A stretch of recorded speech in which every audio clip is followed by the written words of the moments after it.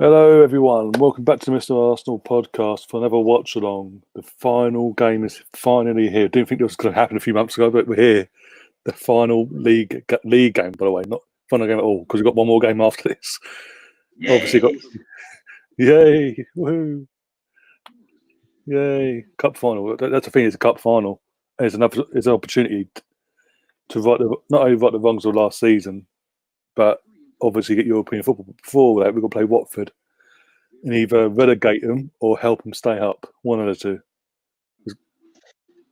I mean, we did one relegation team a favour the other night, didn't we? So let's hope we don't do any more favours today. I mean, it'd be nice to relegate Watford, I guess, after a certain one of their players has not been too kind to us previously. So I wouldn't be too disappointed to see him suffer relegation, but.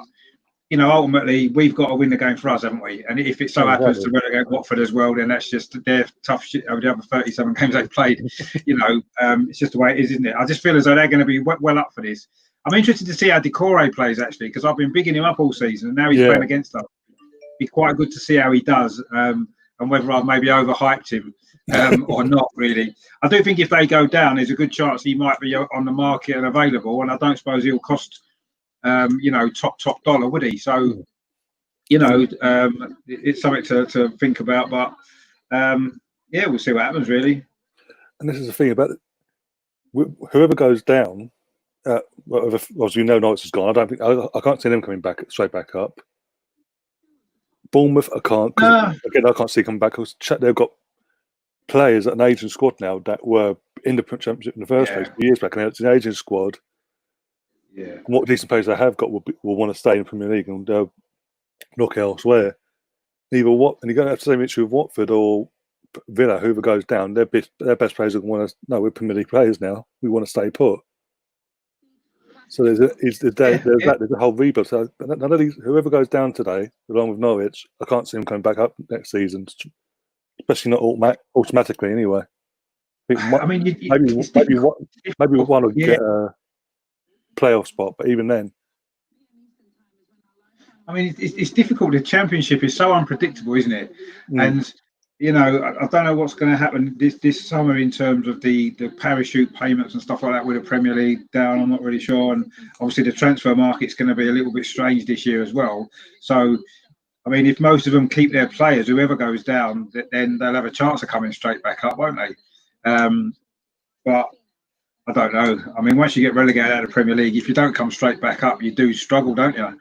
Yeah. And you can end up getting relegated another couple of times. It's happened to teams like Sunderland, isn't it? And other clubs like that have gone right the way through. Southampton went all the way down to League One. Even Man City were in League One, weren't they? Not that long ago. So it can happen. So I don't know. To be honest with you, luckily it's something we've never had to worry about. From our point of view, we've never really been in that situation for a very long time, and hopefully it's not something we'll have to ever worry about. But I suppose football changes, you don't know. I mean, this is our worst season, isn't it, for a long time? 25 years. Yeah, exactly. So, I kind of feel like you do a little bit. I'm quite glad the season's finishing, the Premier League season anyway. It's been very up and down, hit and miss for us, hasn't it, really? And obviously it's finished a little bit better than it started, but it's still been disappointing overall. So let's get this out of the way today. Hopefully play well, get a result, and look forward to next week, which obviously is the really big one, isn't it? I think that's what everyone's excited about. I can understand there seems to be a bit of people not so fussed about this game today, which you can understand to a certain degree. If we still had a chance of finishing top 7, if we still had a chance of finishing above Spurs, maybe there would have been a bit more interest in it. But I just want to see us play well. A few players that are maybe on the fringe of the cup final team have got a chance. Let them have a good game. Let them stake their claim for next week. I'm a bit surprised with the 4 at the back, actually, if that's what we're doing, because the 3 at the back's worked reasonably well. So I don't know whether or not he's looking at something different ahead of the cup final to see if this might be a better way to set us up. Maybe it's an experiment to a degree, or maybe it's just to do with the players that we've got available. I don't know. Be interesting to see what happens. Yeah, time will tell. What I like about Arteta though this week as well, his press conferences and all that, is how when it was like he basically said winning the FA Cup isn't, even if we win the FA Cup next week, that's not a good season. It's a trophy, yeah. No, it probably isn't when you look at it. And that's the mentality I like in Arteta. That even from day one since he come in, he's always had the high standards. But having said that, if we do win the FA Cup, at least it makes up for a lot of the stuff we've had to suffer this season, the poor performances that we've had, and the fact that we're finishing as low as we are. It will make up for that, wouldn't it? And I think we have to win it now, don't we? Anyway. All right, Kenny. Hey, Kenny, how you doing, mate? You all right? Hello, guys. How you doing? Hello, guys. Can you hear me? Yeah. Game started, 28 seconds gone. Arsenal on the new kit, and they've gone with a back four. And it's a goal! Arsenal could have gone 1-0 up. It was a shot by Ceballos. It was a crossing from the left-hand side. Ceballos has hit it, and it's kind of, I don't know if it's shaved the bar, but let's have a look again. As Aubameyang puts a cross in, it's actually... I haven't even started. Have you started yet, Ryan? But it looks, a minute in now. Yeah. Lacazette. Gone from but he's had a collision with Dawson. Well, I haven't. I'm just about to kick off now. I'm a bit behind, actually. Mike Dean's. So if I can maybe find a better stream. Newcastle winning already. By the way, Newcastle beat Liverpool. I said that's going to beat Liverpool. You know, that was my prediction for today. Win a minute, White Girl. Yeah, but I think the goal's been chalked off. I'm hearing the goal's been chalked off. Just have a look again, because I think there was a goal and then it wasn't. Yeah, VAR is having a look at the penalty incident. Oh. Well, I think it's a penalty. It looks like it's going to be a penalty because Dawson's got him with... his elbow, yeah. It looks like it's going to be a penalty because Dawson hasn't gone for the ball. He's just gone straight into the back of Lacazette. Yeah. Oh, I just seen Ceballos' shot there. Right. Cool, he's hit that one, hasn't he? Off the top of the bar. Look, Mike Dean's looking at it. Is that for the Lacazette incident? Yeah. We're still looking at it now. We're literally 2 minutes. Oh, yeah, he was pushed in the back. That's a penalty, that. Yeah, that's what Kenny's saying. He had no intention for the ball. He had no intention to get the ball. If VAR check that should be a penalty. They are checking it. Still checking it now, mate. We're 2.5 minutes in and we're still checking. Should be a penalty, that, because he definitely went through the back of him, didn't he? I think it's given. It's still going on. It's still going on, and I don't know. He's checking a build up. He's checking a build up to the incident, and he's also checking the incident. So he's just getting word from VAR. So that's why the delay's going on, because are they checking the offside as well against the Aubameyang or not? No, it's just a penalty. They're checking everything. Penalty now. Still going. But checking the offside as well. No, checking the offside for Aubameyang. He's not offside. His foot is actually level. Oh yeah, he's way on. Yeah, he technically is onside. So he's onside. That's definitely a penalty. I mean, how can VAR not give that as a penalty? He's gone right through the back of him. They've been checking for offside now to try to get out of it. Oh, Kenny's gone. I think that's a penalty, that, you know. Well, here we go. Penalty. Oh, gotta be. Did they give it? They're giving it, I think. I haven't got sound. Got to give that. Surely that's a penalty. I think they've given it. Kenny, have they given it your end? Yeah. Yeah, it's penalty. Penalty's been given because basically they've checked for the offside. It's gone for the back of thing. David Luiz has played a fantastic ball to Aubameyang. The more I look at it, it's a penalty. Yeah, I think it's definitely a penalty. It should be. He's gone right through the back of him. That's all Watford needed today. You can see the look on the players' faces there when it was given. They all got their heads in their hands thinking, oh my God, here we go. So Aubameyang needs 4 goals. 4 goals. He does need 4 goals. Well, he needs 3 to get a share, doesn't he? Yeah. Again. So Aubameyang against Foster. Foster, Aubameyang's gone. He's little wriggle. And it's gone the wrong way. It's 1-0 Arsenal. He's put it into the right hand. Come on, Aubameyang. Yeah, Aubameyang went for his favourite side by the looks of it as well. Yes, as we speak. Yes, I've still got all the offside stuff going on here. Yeah, you're about a minute behind us, I think, or 30 seconds behind. I'm on 3 minutes 22. I mean, Aubameyang was miles onside. Yeah, but There's going to be he's miles on side. Great ball by David Luiz from deep. The look on Mike Dean's face there when he had to give that penalty is like, I didn't think it was a penalty. Just as well, it's up to you, mate, is it? Yeah. But Watford are in now. Danny Welbeck. Oh, this is Danny Welbeck we knew from when he was at Arsenal. Gets in the great positions. But the finishing needs a lot of his eyes. But let's not forget, he played for England. What are they even moaning about? Richard, as we discussed, there's an agenda, so they're trying to get out. They were trying to get out. I mean, why did it take them 4 minutes to sort that out? Do you know what I mean? One thing that's interesting about the whole game is the way we've shaped up. We've gone with a back four, and we've gone with 3 in midfield. So maybe that's something that we may be thinking about for next week in a cup final. Because remember, Chelsea don't play the same way as Liverpool and Manchester City. And another thing as well, they've got a lot of power in midfield, so maybe we're looking to get bodies out there. But yeah, maybe. Yeah, because are we not more vulnerable at the back though with a four? Do you not think?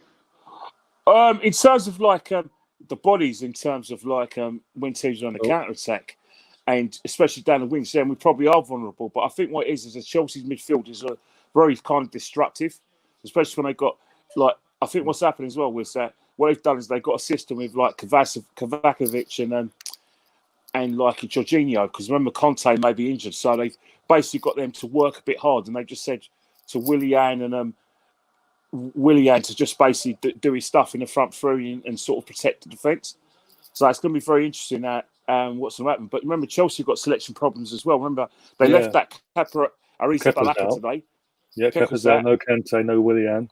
Yeah, no Kante, no Willian. Another thing as well, he doesn't know whether to play Pulisic or Mason Mount in that front three. So he himself, he could either go for the trusted Mason Mount or go for the quick feet of Pulisic. So Pulisic was brilliant against Liverpool, wasn't he, as well? Yeah, came on the bench. Yeah, he was brilliant, wasn't he, in that game? I thought.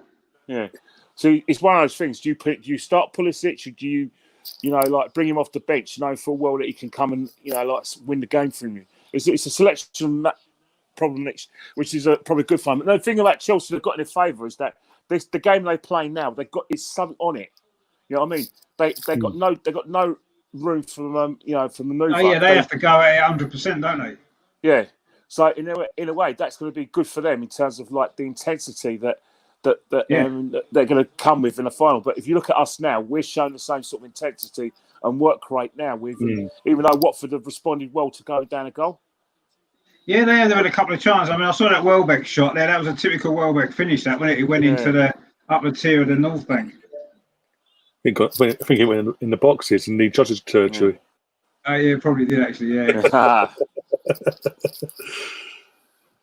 The thing about it is that I think what Watford don't want to do is concede a goal now, because they concede now, then what's happening? That's quite open though, isn't it? The game so far is quite open. But Pepe's just done what Pepe does. Did you see that there? He tried to cut inside his left foot. He had two players reading him, and he just cut inside, did the obvious thing, and just fell over. He just does my head in, that lad. I don't know why. He just needs to sort his life out. I think what's happened is that he needs to realise, right, is that until we start dominate possession and being on the attack 24/7, he's not going to be able to have that time to read situations. Defenders will be on him. As we speak, Watford have got a little attack now. Will Hughes gone to the left-hand side. Ismaila Sarr. Deeney's hold the ball up, but we've managed to clear it through Tierney, although he's got himself in a little box, and he's cleared his lines. So far, so good. We need Laka to hold the ball up there, which he wasn't able to do, but it's a throw-in to Watford. See, Watford can still stay up even if they lose. If Aston Villa lose by a few more.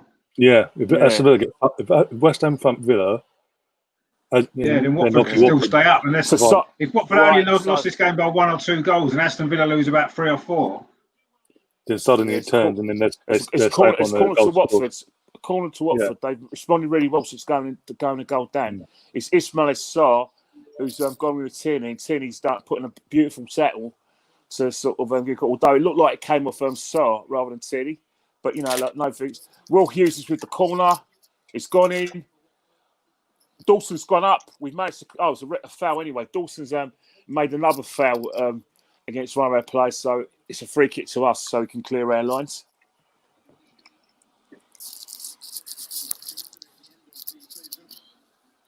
Yeah, it could have been a succession. I don't think it was a foul for Dawson. I think what it was, if you look at the free kick, Troy Deeney was holding on to holding his arm and pulling him back. So I think that's why Dean's gave him a free kick to Watford. But it's a lovely ball by David Luiz. He's found Pepe.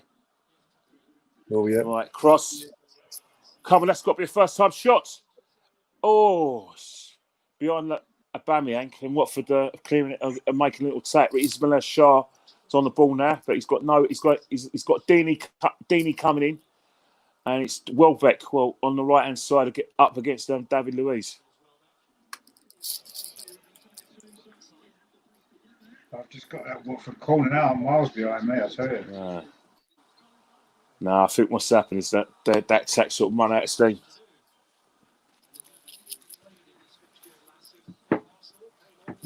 I mean, Tierney's done quite well there against Sards when he conceded that corner. In fact, I don't even think it was a corner.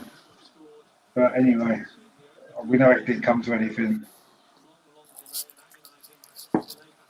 Yeah, it was a foul as well, I think.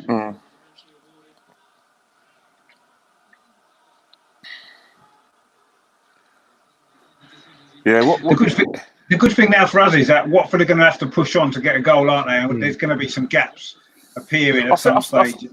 I think definitely it's setting off. I think what Watford need to do is keep their shape a bit. And keep it at 1-0. Yeah, 1-0, and then they could. Remember, there's always a setting off. Remember, they've got players like Andre Greater come on as well, an extra forward. Yeah.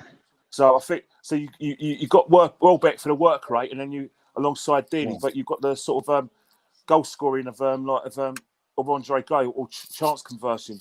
But again, we're on the attack now. Oh, brilliant play by Pepe. He's taken brilliant football by Pepe. But again, he's done fantastic things. He's taken on his marker, but he's cut in again, and he's managed to give possession back to Watford. He did. I just saw him there. He did go around the outside and pull the ball back of his right foot a little while ago. Watford in with Ismail Shah. Ismail Shah. The Corey. Oh, great save by Martinez. He's safe from his fellow Argentine Pereira, but fantastic play from the right hand side by Yamek. Ismail Shah looks a bit offside, but the referee hasn't given it. Ismail Shah's cut in. He's managed to see it. He's put a little pass in. It's gone to Decore, and then it got a tackle by Tobias, and Pereira's hit it straight at our goalkeeper Martinez. But Watford definitely had a lot of acres, and they're doing some really good things at the moment. Cross gone in. Watford. It seems to be like all Watford and us on the counter attack. Again, Decore's won the ball, and he's put a cross in, but that's been headed out by Xhaka.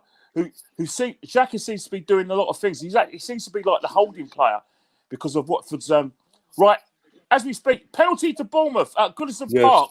They scored Josh King. They scored it already. I know. It's come up on my phone. And the Gunners are 1-0. 1-0. That's interesting. That makes it interesting. Things are very interesting. Again, I know you mentioned it before. He's just done a good run, and then he's got no final products at all. Yeah. Other score updates. Man City are winning 1-0 now. Jesus scored, and that locked down the road. What's Spurs winning? They've just gone 1-0 up, apparently. Yeah. Harry Kane. Yeah. Right, a cross gone in. Oh, it was a cross gone in from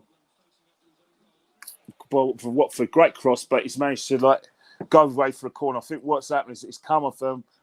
It's come off Rob Holding. He's actually miskicked that and he's gone for a corner. But it could have gone anywhere. It could have gone into his net. Yeah. Is the call right there for that shot they just had there? You know, he makes them forward runs into the box. You know, we don't have a midfield player who does that regularly, do we? The Corey's just done it there, and he created that opportunity that they had. Yeah. So Tobias now has got.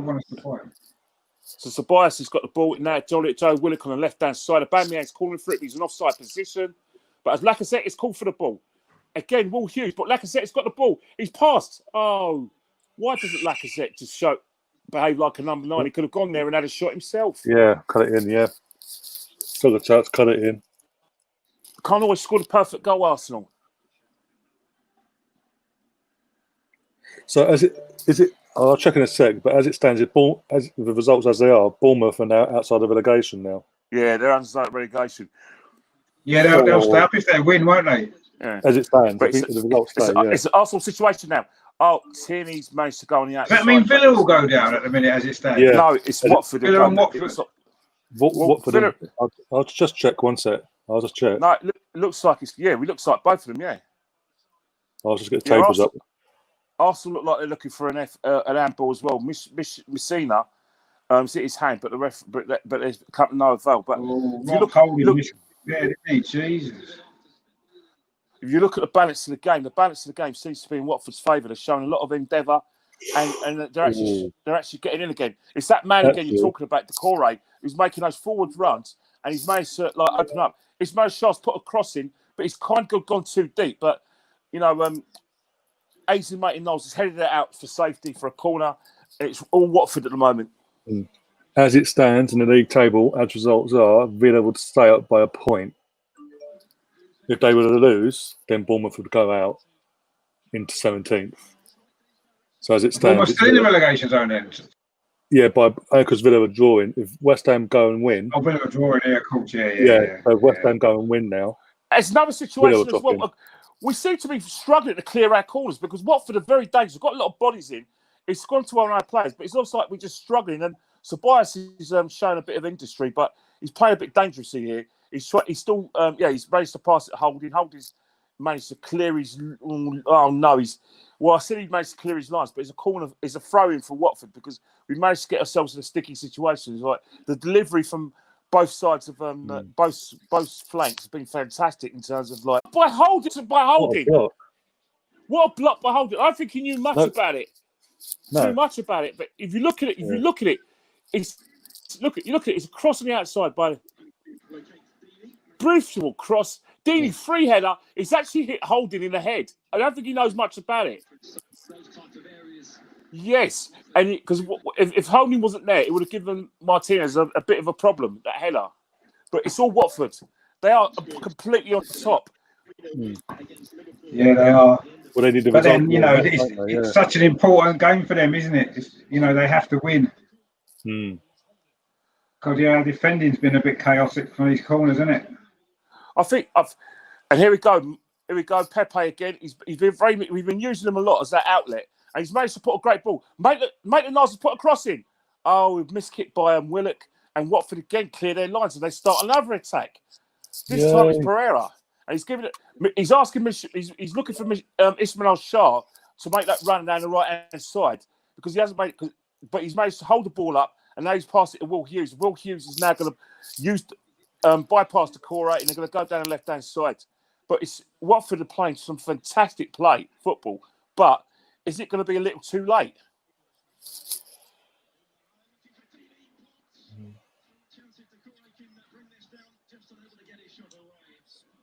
Yeah, I've just seen that Holding block.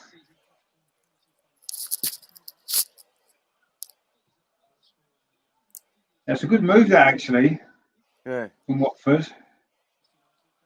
Yeah, I think Martinez would have probably saved it. Yeah. Oh, I don't know if he would actually. Looking at the replay, he was going across that way. Yeah. Yeah, I don't know if he would have saved it actually, but yeah, well done, Rob Holding. Even though, like you said, he didn't know much about it, did he? It's that outlet down the right side we need to watch out for. The sort of Ismail Shah is also the right back as well. They're making a lot of inroads. Troy Deeney's got the ball. He's holding it up. He's now passed it to right back. Is he going to put a cross? He's put a cross in. And again, Rob Holding's managed to head it away. But he's headed it away for a corner. And it's another corner routine for Watford. So 20 minutes gone. Couple of minutes before the wretched, the drip breaks that Richard don't like. Yeah, water breaks that Richard don't like. But it's going to... I liked it yesterday when I was playing and we had one. Too right, mate. Bloody hot as well, isn't it? But again, we have another... It was hot yesterday, yeah.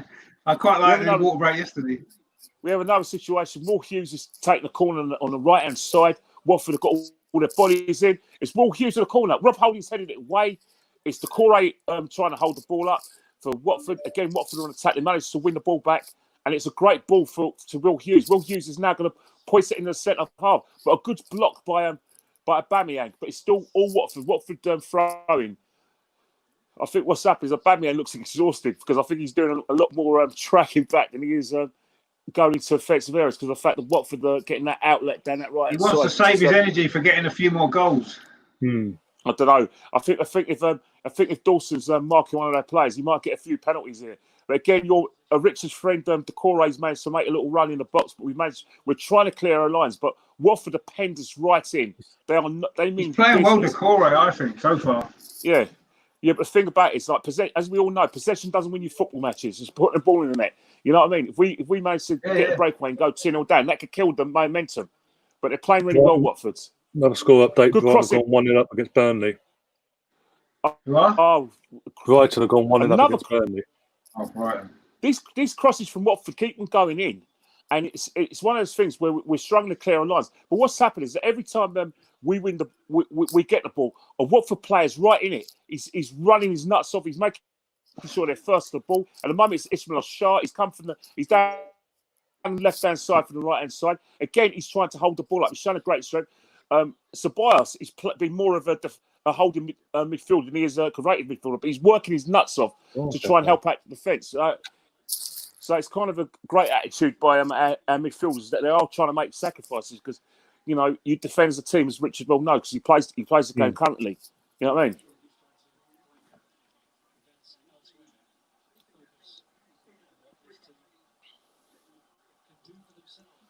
Right, when's that treats break, Richard? Yeah, I think they need one. Yeah, I'm about to say I think we need it. I needed one yesterday after 5 minutes. Well, the thing is, I try road running, and you know I'm a big lad. And I'll tell you one thing: your knees, like the inside of your knees, it can mud your knees, and you actually find that when you're actually running on the road, it's actually nice. It's a nice soft surface for your trainers. But when you run on the sort of on the like pavement, that's really bad for your knees. But the road's brilliant. But obviously, cars should be in the road, not road runners. You know what I mean? Yeah, I like a good run on the road, like. Yeah, Kenny, is the gym back open where you are? Gyms are opening. Gyms are definitely opening, but I went to the gym this morning, mate. I'm going tomorrow morning. I was there at lunchtime. It's good. Yeah, but you know your gym. Have you got like? Do you have to sort of book in? No, they can only have 80% capacity in. So as soon as it reaches 80%, then you have to wait until someone comes out, sort of thing. Yeah. But it wasn't that busy today. Are you allowed to use the toilets and showers? Yeah, I didn't. I got changed before I went and whatever, but you can use them. They're open. Yeah, I love a hot shower because on a hot day you don't want to sort of go and present yourself to members of the public. Like smelling like. Well, I just get straight in the car and drive home, so I'm not bothered. Aubameyang's in. He's held the ball up. Tierney's had a shot. Oh, it's 2-0. 2-0 Arsenal. Tierney. Golden boot me up. Come on, son. No, Tierney got it. Tierney got it. Can you believe it? Watford have been on top. Yeah. Watford have been on top. They've been dominating. We haven't had a drinks break, and then they're 2-0 down. How have we managed to go 2-0 up? Tierney's taken all credit, but he's taken a slight deflection. Wow. If you look at it, it's Willock's got the ball. It's crossed by Pepe.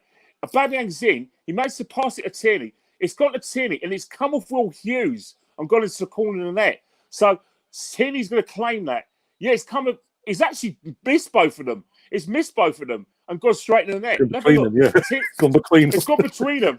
It's gone between them into the corner net. So Tierney scored his first goal for Arsenal. Yeah. All that hard work for Watford, and they'd be kicking themselves because they're 2-0 down. They're 2-0 down. Yet, really and truly, it should be about 2 or 3 up. Both the goals. Yeah, but this is why they're in the bottom of the league area, isn't it? Because they're not scoring enough goals. That's their trouble, Watford.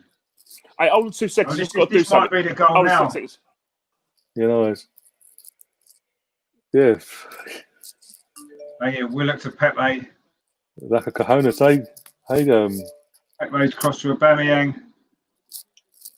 Oh, Tierney, get in, son. What a great finish.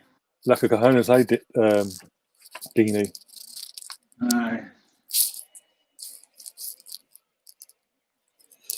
Yep, Decore, let's just sign you straight after the game. Don't worry about going home. Yeah, don't stay go where you are. We'll sign you and we'll sort it out tomorrow. Yeah, exactly. When the window opens. But just stay here overnight. Yeah, stay where you are. Meet you don't want to play for this pilot. Yeah, come on, let's be honest. Exactly. That's what I was saying before. Certain players like Decore will be like, no, I don't want to be playing Championship football next season. On the off chance we might get up. So again, it's a perfect opportunity for someone like us to go and get Decore. Yeah, Eddie will meet you at the doors. We'll get all the contracts sorted, and there you go. Yeah, Decore needs to stay at the Emirates. Think about it, right? None Villa and Bournemouth can now say that we are doing our bit. We're doing our bit. We are giving it our all. Like I said, we're defending. Well, we've done our bit to keep Aston Villa up. We lost to them, and now we've beaten Watford. We've done our bit of 2 goals, so they cannot say that we down tools. Yeah. We picked a strong team, and it's not our fault that Watford can't take their chances. Oh, exactly. Yeah, I think there's going to be a break in the play. I think, the first half, I think there's going to be about, I reckon there's going to be about 3 or 4 minutes of first half injury time because of the decision for the penalty. And also there's been a bit of a clash of heads between well, actually, it's Troy Deeney's managed to win the ball of, that's interesting. Troy Deeney's gone up with Maitland-Niles. And him. No, it's an accident. Accident. Yeah, both going for the ball, Yeah, but I think what's happened, the boot must have, when he was trying to get his momentum, the boot must have caught Maitland-Niles around the head area. And Pereira's, I don't understand why Pereira's gone down. I don't know. Maybe he feels a bit of maybe he wasn't tracking back for one of their goals. That's why he's. Yeah, that's another player. Yeah, Pereira. I think what's happened in the second ball. Sandwich. Yeah, he was sandwiched between Pepe and Rob Holding. Bit of Lancashire beef there. Again after the goal, so. But Hayden Mullins is looking around with a very, very perplexed. Troy Deeney don't look happy. I'm thinking, how are we 2-0 to this team that we're playing better than? That's football, Troy. I'm afraid that's how the cookie crumbles, isn't it? Yes. Yeah, I've seen the injury now. Yeah, Maitland-Niles and. In terms of like your cup final 11s, does Maitland-Niles get into your 11 in a back 4 ahead of Bellerin, or do you play with Bellerin still? If it's a back 4, I would go with Maitland-Niles. If it's a back 4, Bellerin's lost his place. I love it how I'll give you these little questions, little bits in the end. Yeah. No, yeah. Based it on form, I'll stick with Ainsley. He's got the athleticism as well on his side. And since Arteta's come in, as we've all noticed, he ain't afraid. He's not. I mean, Pulisic is going to be down that side, isn't he? Whatever. He's more than happy to play wherever all of a sudden.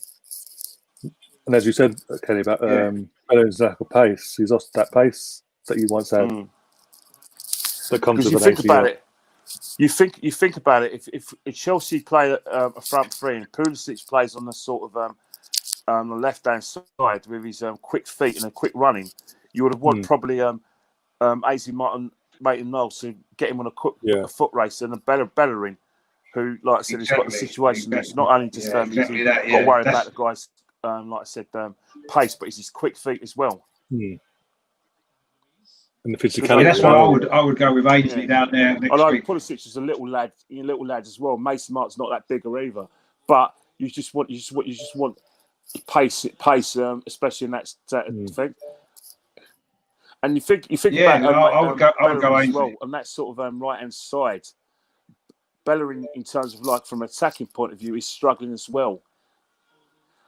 Bearing in mind if he's injured as well now, he's desperate to get his mate the golden boot. He's actually a great ball was played in. He's managed to hold the ball up, and the first thing he thought of, let me lay it on a plate for my mate. Rob Holding's put a great ball, and he's on side.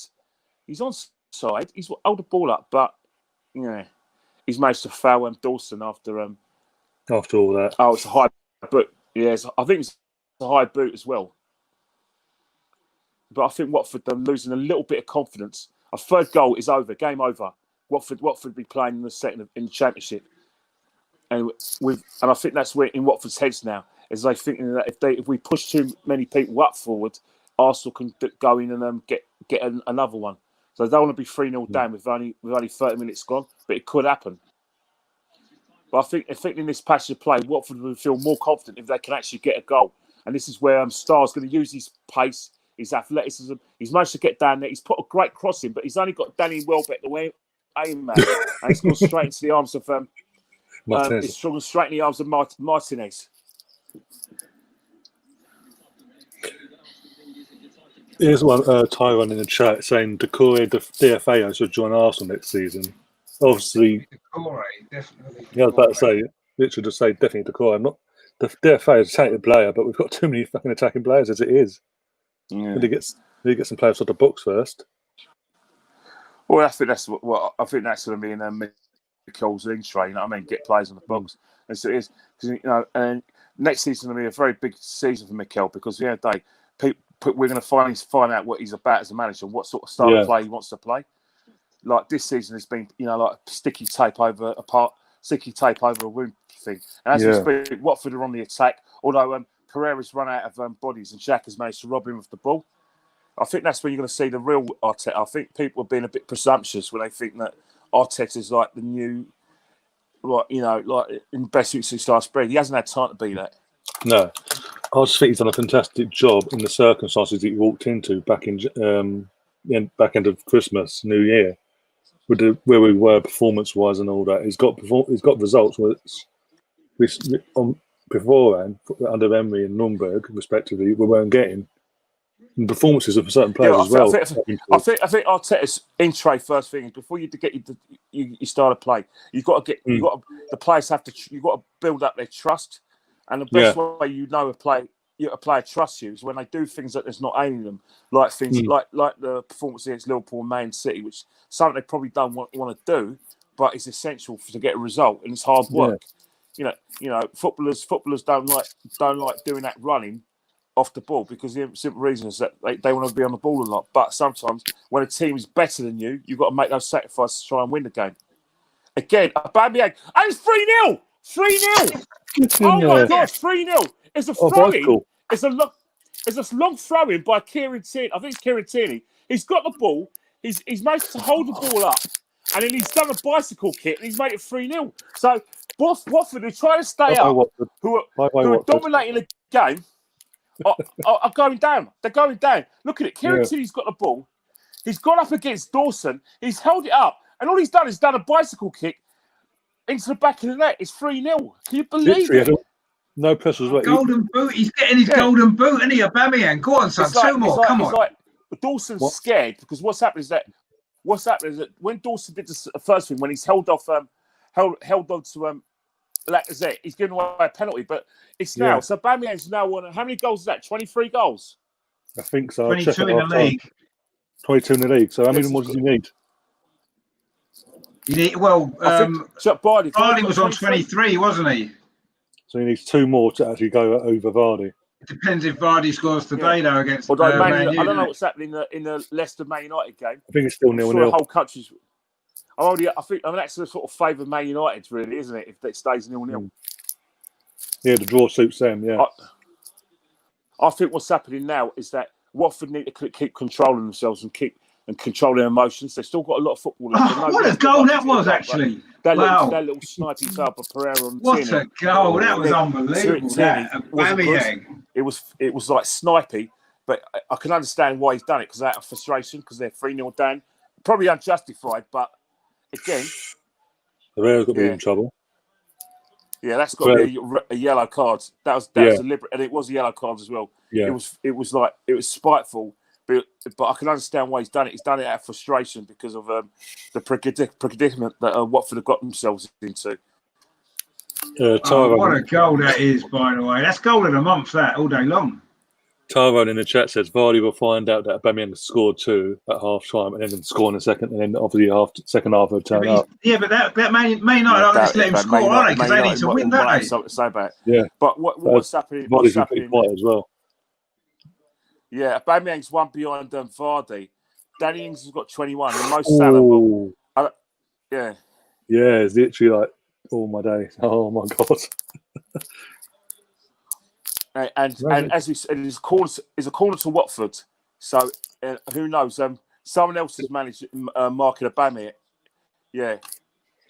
Rob Holley's got the ball. Oh, bad touch. Right, yeah. Aubameyang never scored Watford a Premier must be League. scratching their heads and thinking, what has gone wrong here? Why are we 3-0 down? No, that Aubameyang has, in terms of hat-tricks, it's got one. I don't think he got one for Arsenal at all. So, he got one against Valencia, didn't he? Valencia, yeah.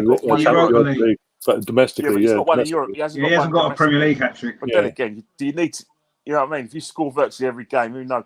So it just shows you, I think, all these people who's saying that he should play on the middle, that it affects his goal scoring. Well, look at that. 6 seasons in a row, he's played. Yeah, but you say that, but if he played down the middle every game, but it looks like the flag's gone up. Yeah, so Watford are free falling there. They've lost the plot. I mean, if Aubameyang played for the middle every game, he might score 35 goals a season, mightn't he? You just don't know. And they're just hoping that Everton and West Ham do them a favour now, because at the moment it's not looking good for them, because put in all that effort, they've gone in the attack, they've had some good situations. Final ball probably has let them down, and they find themselves 3-0 down. That's the Premiership for you. In the Championship, when you play like that, teams don't put you to the sword like that if they get chances. And this all comes down to Watford owners constantly sacking, no matter what. Having that sacking mentality constantly every season, it's like. But you know what? See, judging by Watford are in attack now. Sarr's had a shot, but it's gone tamely into the off a deflection into the hands of Martinez. But I think with Nigel Pearson, you know what you're getting with him. He's a very abrasive man.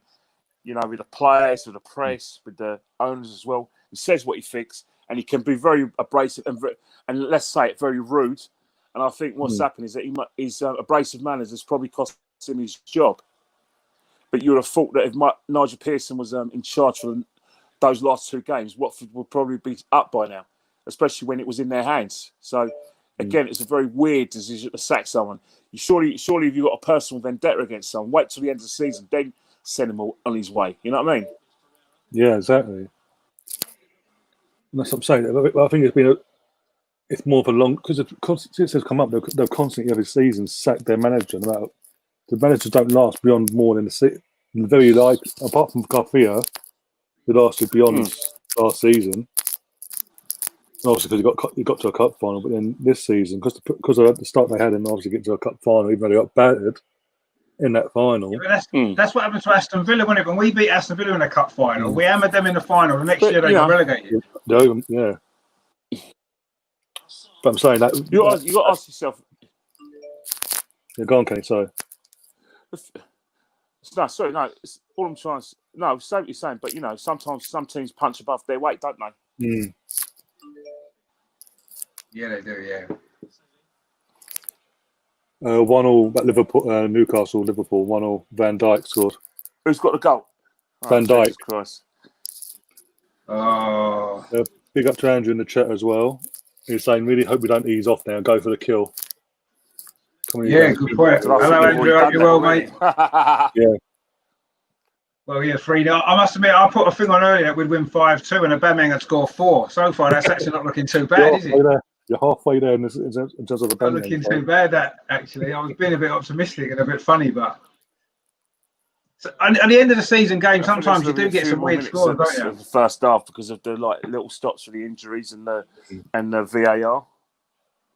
Yeah, there'll probably be 5-minute stoppages. I think that's what probably killed Watford was the VAR decision. Well, in the first minute, yeah, exactly. You go a goal down that early on in the game, you've got to win. Well, you haven't got to win, but away from home as well, yeah. You sort of need to win. Sorry, I don't know if I can hear Richard. You can't hear me? Yeah. Yeah, hear I know me? what you mean. I lost his voice, so I'm gonna have to come in and out again. Oh no. He keeps having to go out and come back in. I hope he had his charger today. Yeah, after the other night. Well done, Martinez. I mean, Watford have played reasonably good football. They've knocked it around well, but they just don't look as though they're going to score a goal, do they? That's been their problem. Yeah, exactly. All Louise is down. Got winded, I think. Yeah. Bloody hell, it's that Troy Deeney again. Question from Andrew as well, by the way. Is there a better midfielder than Ceballos in the Premier League currently, as we speak? Xhaka. Kenny? I think in terms of what form, I can't fit a better one. Maybe if you may go to Bruno Fernandes of Man United, but apart in terms of like what he's doing, he's Fernandes. The things that Fernandes does for Man United, Ceballos is doing. Like I said, taking the ball off the back four, giving them a bit of protection, and basically bossing people around. And as we speak, Watford had a chance for Welbeck. Penalty, Watford. Penalty. So Watford. Penalty to Watford. VAR yeah, it. VAR it. No, look at it. It's basically a shot's gone in. Welbeck's gone for the ball. He's had a shot, and then David Luiz has fouled him afterwards. That's got to be a penalty. Like it's a great ball by Decore. What Robert's got there first? Everton have equalised. Keane. Didn't Deeney miss a penalty against us a couple of years ago? Yeah, Petr Cech saved it. Yeah, but David Luiz does it again then. Yeah, but we all know where a Deeney penalty is. A Deeney penalty is going to be straight down the middle. Straight down the middle. You know what I mean? Of course it will. Straight down the middle. They're always straight down the middle, aren't they? Yeah. The time I said Arsenal allergic to a clean sheet. Yeah, well, clean sheets don't matter when you're 3-0 up, do they? Yeah. I did say 5-2. I'm getting quite excited that might actually happen now. Moise Keane scored for Everton, just showing he's tapping. But yeah, we know what's going to happen with Tierney. Straight down the middle. Of course, it's power. Is it? Like bang, bang, straight down the middle. What's it? Straight down the middle. Straight down the middle. And he's managed to pull one back for Watford. But I think what's happened is that I've just seen. That's not a penalty. I've just seen it. That foul on Danny Welbeck. Well, challenge on Danny Welbeck. Yeah. Did penalty. He's give that just to even it up for that first one. Yeah, did VAR even check that? No, he pulled his leg away. No, but I think what's happened is that after the shot, Welbeck's been kicked, and I think that's what he's giving it for. But yeah, you are right. But you look, if it's very interesting, Martinez has anticipated that Troy Deeney was going to go straight down the middle, like we all did, and he managed to go the right way. But the power was just too immense. But it's a goal. It's a goal that Watford deserved. I think if they got, they'll probably like another goal and another goal just to sort of give us a different team talk. And as we speak, they're on attack. And Granit Xhaka has managed to commit a foul. So there's another opportunity for Will Hughes to put one of those beautiful crosses in. Yeah, Granit Xhaka's just put his foot out and he's managed to obstruct Ismail Sarr. But yeah. Andrew's not happy with the decision either for the penalty. Yeah. By the way. That's never a penalty, that. He's give that literally to even it up after the one he gave us. Definitely, but and let's face it, he didn't even give our one, did he? He didn't even give it. He didn't want to give it. He didn't want to give it. See, Lacazette's saying a word of Xhaka to keep his head because I think Xhaka was very upset with the decision, and he's got a yellow card for back chat to the referee, persistent. Of course. And he's still talking. Lacazette's telling him, "Back off, keep quiet." You know what I mean? We don't because he's trying to say to him, think about the cup final next week. Don't talk yourself out of cup final appearance. You know I agree with what Russ says there. It was a terrible ball from Holding out of defence. He's had a nightmare Holding. I think he's been dreadful in this game. I think what's happened is that the movement and the strength of like Troy Deeney and the movement of Welbeck. Yes, kind of such a man. And let's face it, right? He's not playing. He's better on the left-hand side of the centre half than David Luiz's. That's David Luiz's position when he plays in the back four. So he's playing in really the Mustafi position, which asks the question: would you risk him in a cup final if we play it in a back four? If he's not going to play in his I wouldn't risk Holding in a back four in a cup final. No, he was good in a back three against Chelsea last time, wasn't he? Yeah, but if we play a back four with you're playing what Rob Holding in a position which doesn't suit him. He's playing in the position that David Luiz occupies in the back four. But who else is there to play there now? Mustafi's injured. That's the thing. If you play a back four, then you may have to go with a back three, and that gives Holding protection and takes him out of the. At least if you do play him on the right hand side of the right hand side of the back three, at least he's going to have protection of the wing back. But if you play him in a back four, that's where he's going to be a bit of trouble. Oh, bloody hell, that was a bloody kick. Oh, was it Kiko? It was an accident by a Aubameyang, but yeah, he bloody hurt. I'll tell you what I feel. I thought Aubameyang was taking one of his penalties when he kicked it when he went for that ball. By the way, updates as well. Burnley have equalised. Chris Wood scored against Brighton, and Kevin De Bruyne has just scored for Man City. Don't teams try against Man City. Yeah, Mariappa's come on for Kiko. Mariappa has come on for Maina. And for them, like a cross just got in. Oh, it's a bit of a free header. It's a free header, but he's managed to go ahead of Dawson.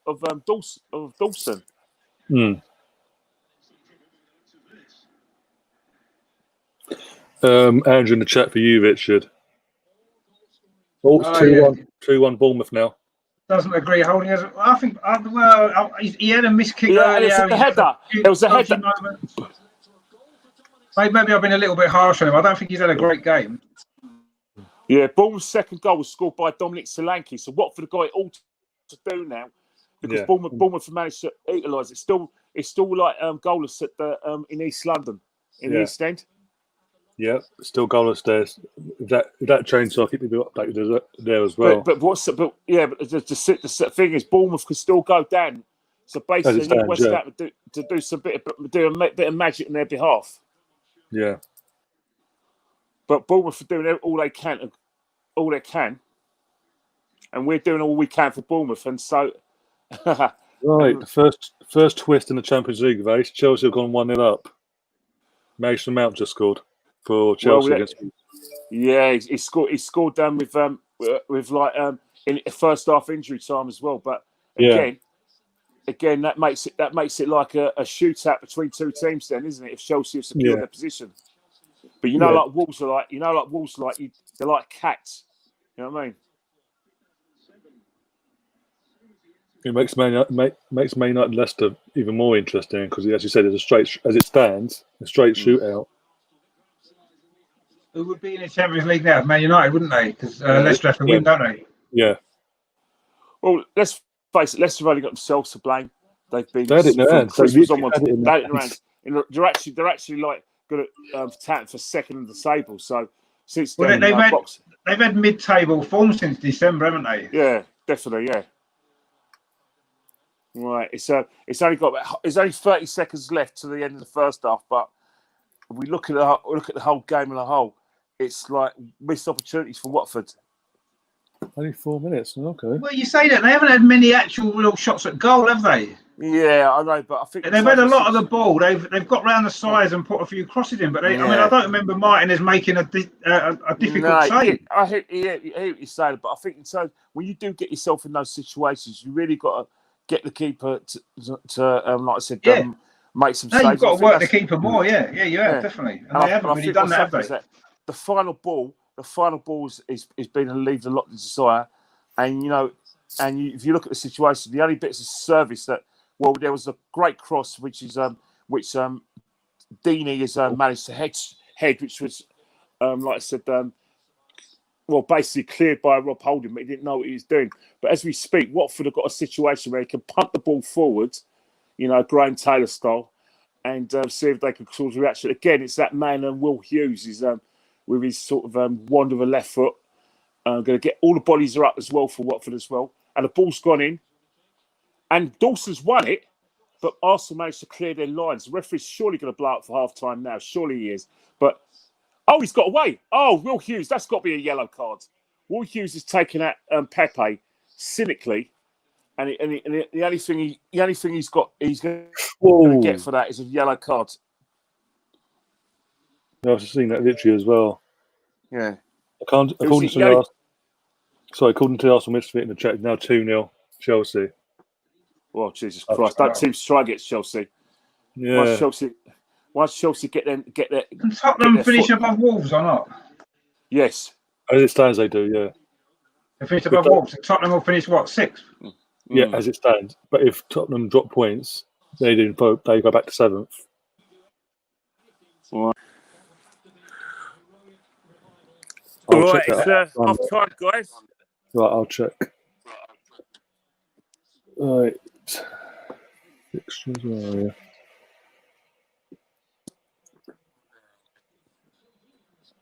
Yeah, it's 2-0. Giroud scored. Oh, Giroud. A week before the final. What a surprise there. Well, he's been scoring a few lately, hasn't he, Giroud, to be fair?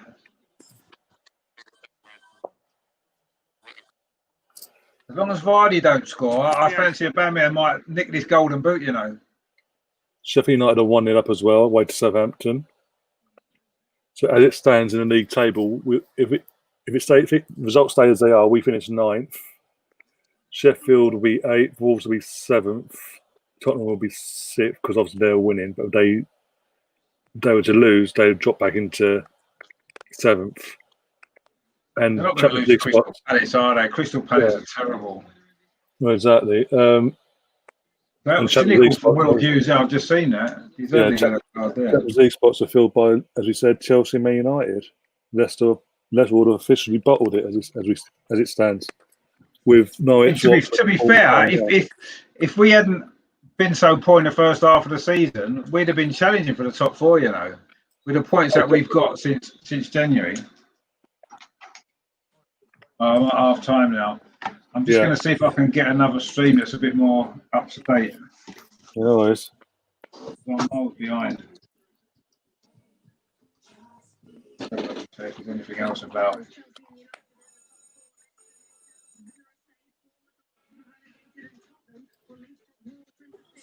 A Bournemouth going down? As it stands, because Villa are drawing 0-0. If Villa lose, as it stands, and Bournemouth still win, then Villa will go down instead. There's a point in it as we speak. Right, I just think the charger 1 second. This. I'm trying to get a more up-to-date feed. I'm struggling at a minute, but anyway, let's have a look what we've got.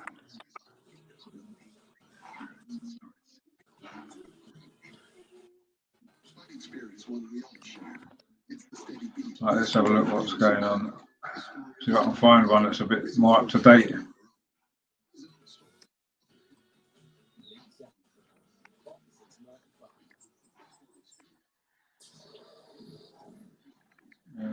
It's no good.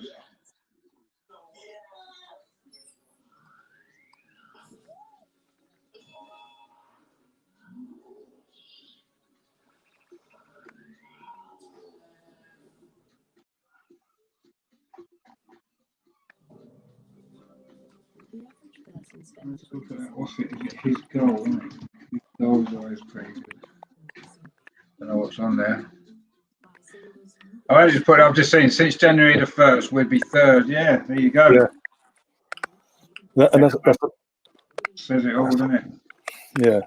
And that's what sort of gives me faith of Arteta going forward. Once he hopefully gets back and gets his squad together going forward, we could see things like this, as in being high up the league and actually being competitive for once.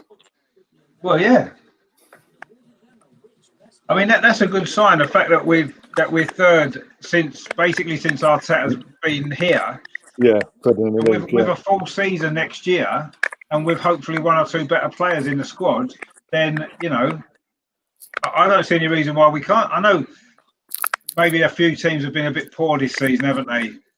And that's maybe sort of why that might be the case. But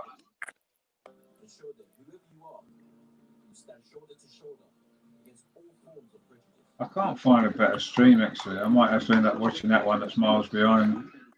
So it's either...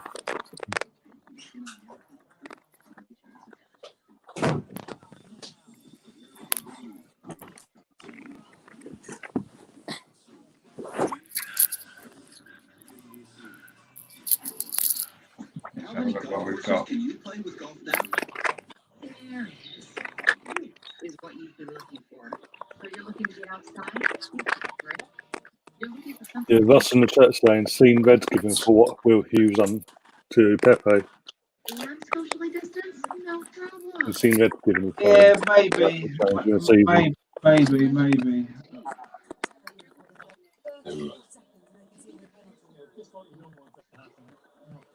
Yeah, maybe. I mean, I don't know. Okay, It was on the halfway line, wasn't it? Yeah.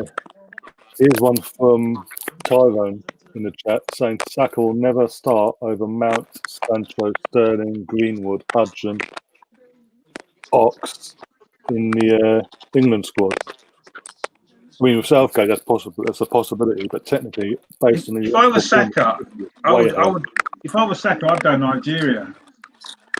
Exactly. What was it? Zaha did that, didn't he? He had the option, and he chose. Was it and Moses did that as well?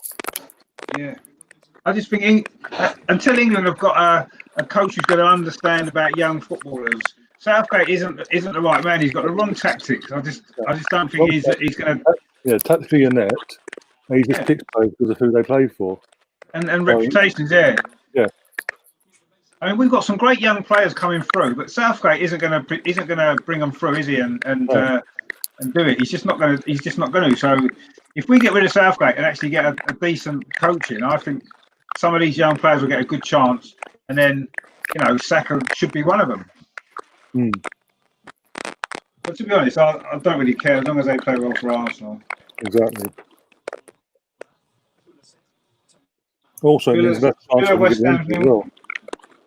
West Ham's 0-0, yeah. So does that mean that Bournemouth and Watford are going down as it stands? As it stands, yeah, by a point.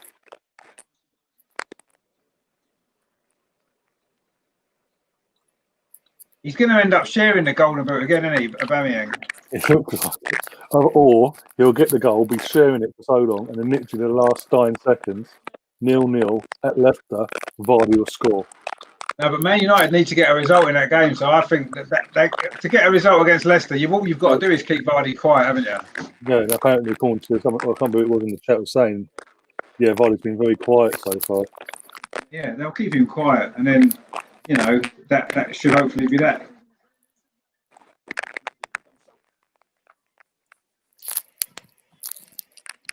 Right, this.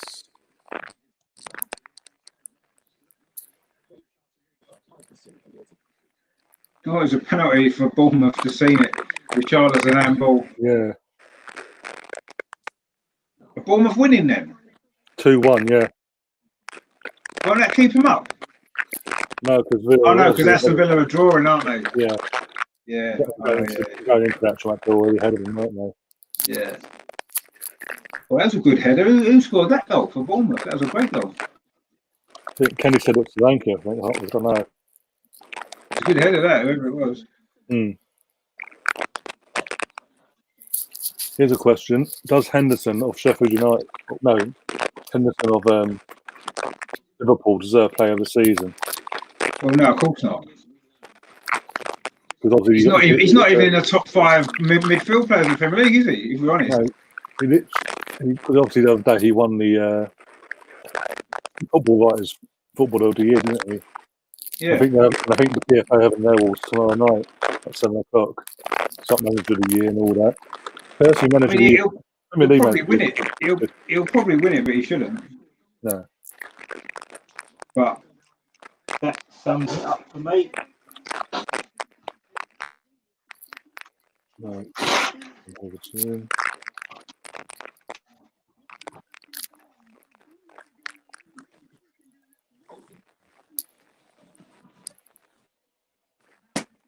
Oh, who's gonna go down? It's still exciting, isn't it? Well, it seems it's either Bournemouth or Villa going to stay up, one of them two, because there's no way Watford can pull this one round. Oh, no, I think Watford are definitely down. It's just going to be a matter of who's going down with them, isn't it? I mean, Tyrone says Bournemouth needs one more goal to overtake Villa. In terms of goal difference, yeah, but Villa need to lose for that to make any effect.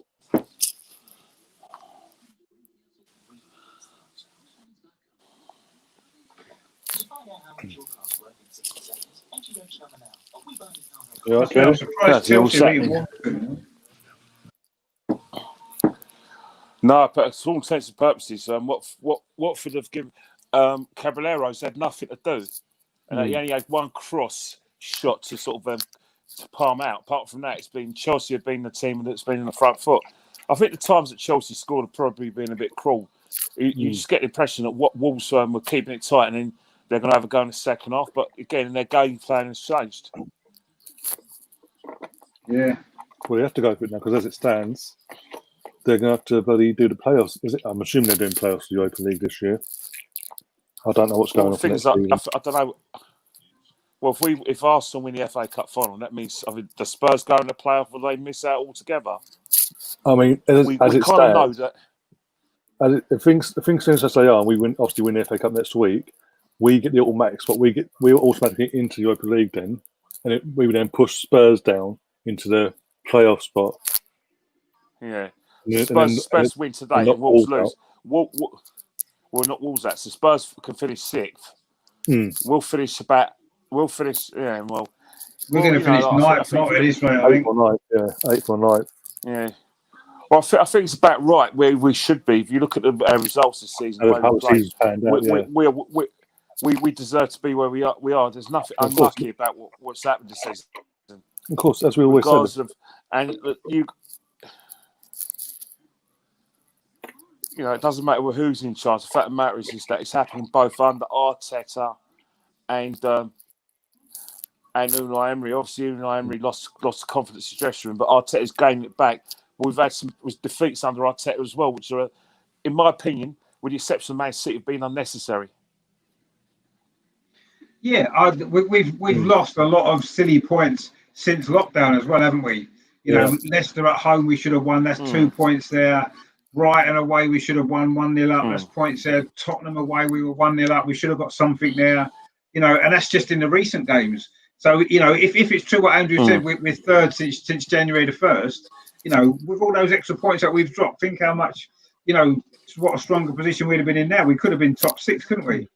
We should have been, realistically. Definitely, but I think what's happening is that whatever the FA Cup is going to be a nice competition to win. It's good for the glory. It's good for the fans to celebrate something. But your league form tells you what you are about as a team, and it's what the manager's got to look at. He's got to be judged where we finish in the league next season, and the thing about it is that there's a lot of goodwill. But one thing Arteta needs to realise, is that the fans are backing. It seems a lot of the fans. Obviously, I need convincing about Arteta. I ain't gonna lie. I'm not convinced by him, but it's not about me. It's about Arsenal doing well. It's about the majority as well. And what I'm seeing, from what I'm seeing, and I haven't spoken to 100,000 or million Arsenal fans, but from what I'm seeing is that his decisions are being backed in terms of what's happening with Mesut Ozil, what's happening with Guendouzi.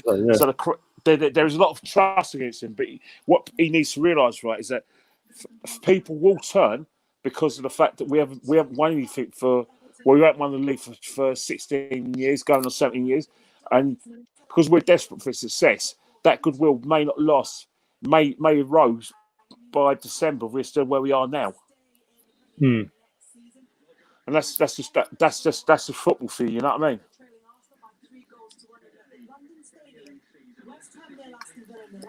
Oh, why my feeds just switched me to bloody Leicester's game, Leicester Man United. What are you doing, mate? I don't want to watch that load of old shit.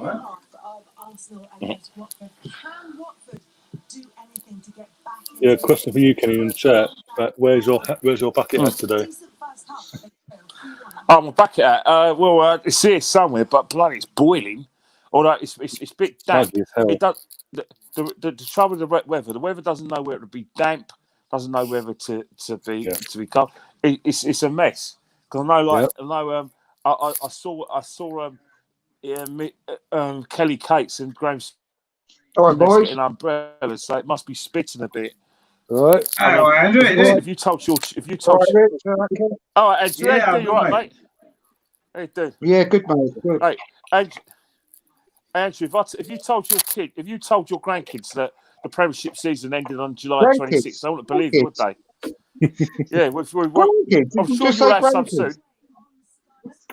That's shocking, that, isn't it? Future. How old do you think you No, are? you have to tell your Mind if you you. to tell your future grandkids, right, and went up to them and said, "Look, the Premiership ended on July the 26th," they'd have thought you've gone mad, wouldn't they? I know. Yeah, Yeah. definitely. It's certainly going to go down in history, isn't it? Mm. Definitely, man, isn't it? I'm gutted, really, really gutted about that flipping penalty. You know, that was never a penalty. No, I didn't think it was. He's just give that to even it up, hasn't he? That's all he's done there. Yeah, And the fact he wasn't thoroughly checked like our one was. I think Mike Dean that was a decision that Mike Dean was adamant about. You know what I mean? There was no offsides for so because there was no offsides in the build-up. It was always going to be like all about Mike Dean sticking with Mike Dean's decision. Yeah. Well, he didn't give our penalty, did he? In fact, he didn't want to give it. You could see his reaction when it was given by VAR. He's like, "Well, I don't want to give it." See, the thing is, right, is that back in the day before VAR, if referees gave that, there'll be a lot of arguments. How can a referee see that? And they'll probably get a pat on the back for doing it. So VAR in that respect is useful because there's a lot of a lot of cheeky fouls during when crosses go in all the time. Yeah. Well, I've got Arsenal back now. It's all right. My feet's come back. Yeah, I'll tell you one thing. Arsenal giving the ball back to Watford, so that's going to be the first thing you're going to see.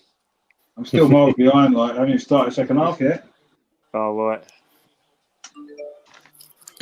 Yeah, at least we're not Newcastle fans. That's all I've got to say. Because again, losing? no, not losing, but I'm saying in general because the ownership's apparently that's all falling through. Apparently, Mark. Well, there's a lot of objections to it, isn't there? It seems to be at the moment. that was doing it from the start. I mean, it's the fact it's taken so long, it's never going to go ahead. Yeah, I mean, it's been since January or something, isn't it, when it was first mentioned? And here we are in nearly August, and it still hasn't happened. So yeah, exactly. All you need to know. I'll tell you one thing. Ashley guy's gonna be fuming. He's been desperate to get rid of that for about a couple of years now, hasn't he? Well, he needs the money now, doesn't he? Because the high street's knackered. Sports Directs aren't making any money, are they? Yeah. No. None of the fans are buying the shirts because they're protesting against him, so they're not making any money that way. So he needs to get rid of it, doesn't he, for his own sort of business point of view. Well, he's even struggling to sell season tickets. Even that what was it? Last year, in January as a gift. Well, they gave them away for free, didn't they? They gave away 20,000 tickets for free. Yeah. Just to fill the ground. Here we come. We're on the ball again. Bloody hell.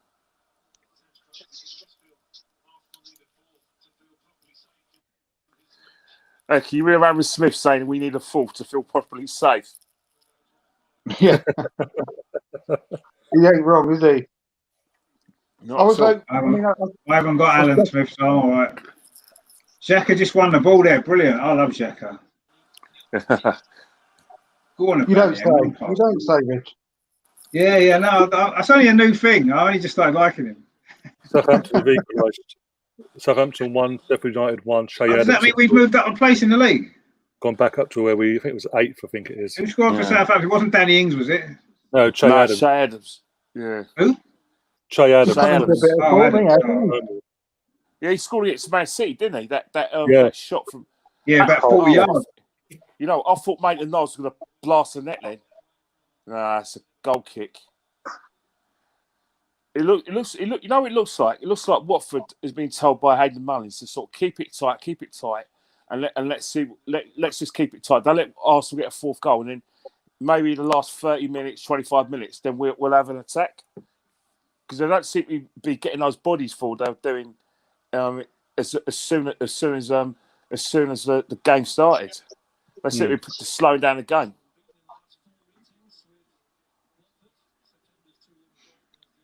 What a lovely goal by Kieran Tierney though as well, and he just walked off like Cantona style. Loved it. Yeah. What a man! Absolutely loved it. That was a good goal. Yeah, he took it well, didn't he? See that? Yeah, see Kiko's on crutches. Aubameyang, and that's a complete accident. Oh yes, yeah. He looked quite. Yeah. I know he didn't mean to, but it did look a bit. I'll tell you one thing. He's gonna have an egg on that fry, man. Afterwards. Oh, Watford have got a chance. Oh, he's got to put that away, man. Watford had to score there. Oh. How did Messina miss that? It's nice. Once again, we haven't cleared the ball properly. Yes, come on, Messina. Paddy scored. Yeah, I've got some on my Twitter group chats. I bet it's Zaha. Is it Zaha? I'll wait till it comes to my phone. It comes up on my phone. If Zaha gets the result for Crystal Palace against him, that'd be great. I'll tell you one thing, right? Messina's got to score that. Yeah, 100%. Leans back though, doesn't he? Sort of leans back. I said, it doesn't matter whether he's a centre half or whatever. You've got to put that away, especially because I think it was it Maitland-Niles who struggled to clear that. I think so, he's on crutches, yeah. Yeah. Yeah, Rob Holding. I think if Watford want to have a bit of joy, I'll go down Rob Holding's side because he's struggling in that part of the centre half. Oh, he's hit over the bar. Yeah, wow. They're very scrappy though. See, Holding again. He's shaky Holding, you know. That's a foul. What's Rob Holding doing there? Honestly, what has he done there? He just steps over the ball. Yeah, Aubameyang's got a little hand on the back of the head, and he's holding his head. Yeah, because it's Dawson again. Dawson, he's struggling with Aubameyang and Lacazette's movement. He's not a good player, is he? That Dawson. It was Jeffrey Shook. Yeah, he's Jeffrey West Brom Palace, isn't it? Yeah, and Brighton just scored as well. Brighton have gone 2-1 up. Connolly scored. That young player who's had that good game at Tottenham at their ground, isn't he? Yeah. Connolly, he's not bad. Irish lad, isn't he? Yeah. And as we speak, Ceballos is on a free kick, or is it? No, Ceballos is on it. Oh, nice little. Oh, David Luiz's long balls, they're just unbelievable, aren't they? They've been fantastic today. Absolutely incredible. What an absolute genius he is. But that's why he plays. That's why he plays, because the simple reason is that he's got that long pass. He can. I think that if we assume like that Arsenal want to play with play out from the back, then that guy's got to be in your team, whether you like it or not. Whoever we get to replace him has to be able to be good on the ball. You know what I mean? Yeah. Thing is, you're not going to be able to replace them long balls, though. There's not many centre backs who can pick them balls out. I mean, that's sort of like what Edison does for Man City, isn't it? He comes out and pings them balls, and David Luiz can do it for us. Has Dawson not got booked for that, by the way? Nah, at all. I think the referee's already punishing him by giving him a penalty. But if you look at the whole thing with if you look at goalkeepers for the future, they're not going to be judged on whether they can save the ball, whether they get their angles right. They're going to be judged on their kicking now as well. You know what I mean? And if a goalkeeper can't kick the ball, then I don't see him having a future in the big time. They've got to be able to play midfield nowadays, goalkeepers, haven't they? Basically. Yeah, they have. Yeah. I'll tell you, they've got to be sweepers, really, haven't they? They've got to be sweepers. Come out and actually be able to play football. Peter Shilton would never have made it as a goalkeeper. Now, if in the modern times, even though he's a great goalkeeper, had everything in his locker. One, he's only 6 foot, and two, he weren't great with his feet, was he? No. No, 3. He had the body shape of a troll as well. Yeah. Oh, bloody hell, you see him on Twitter. Bloody hell. He is one.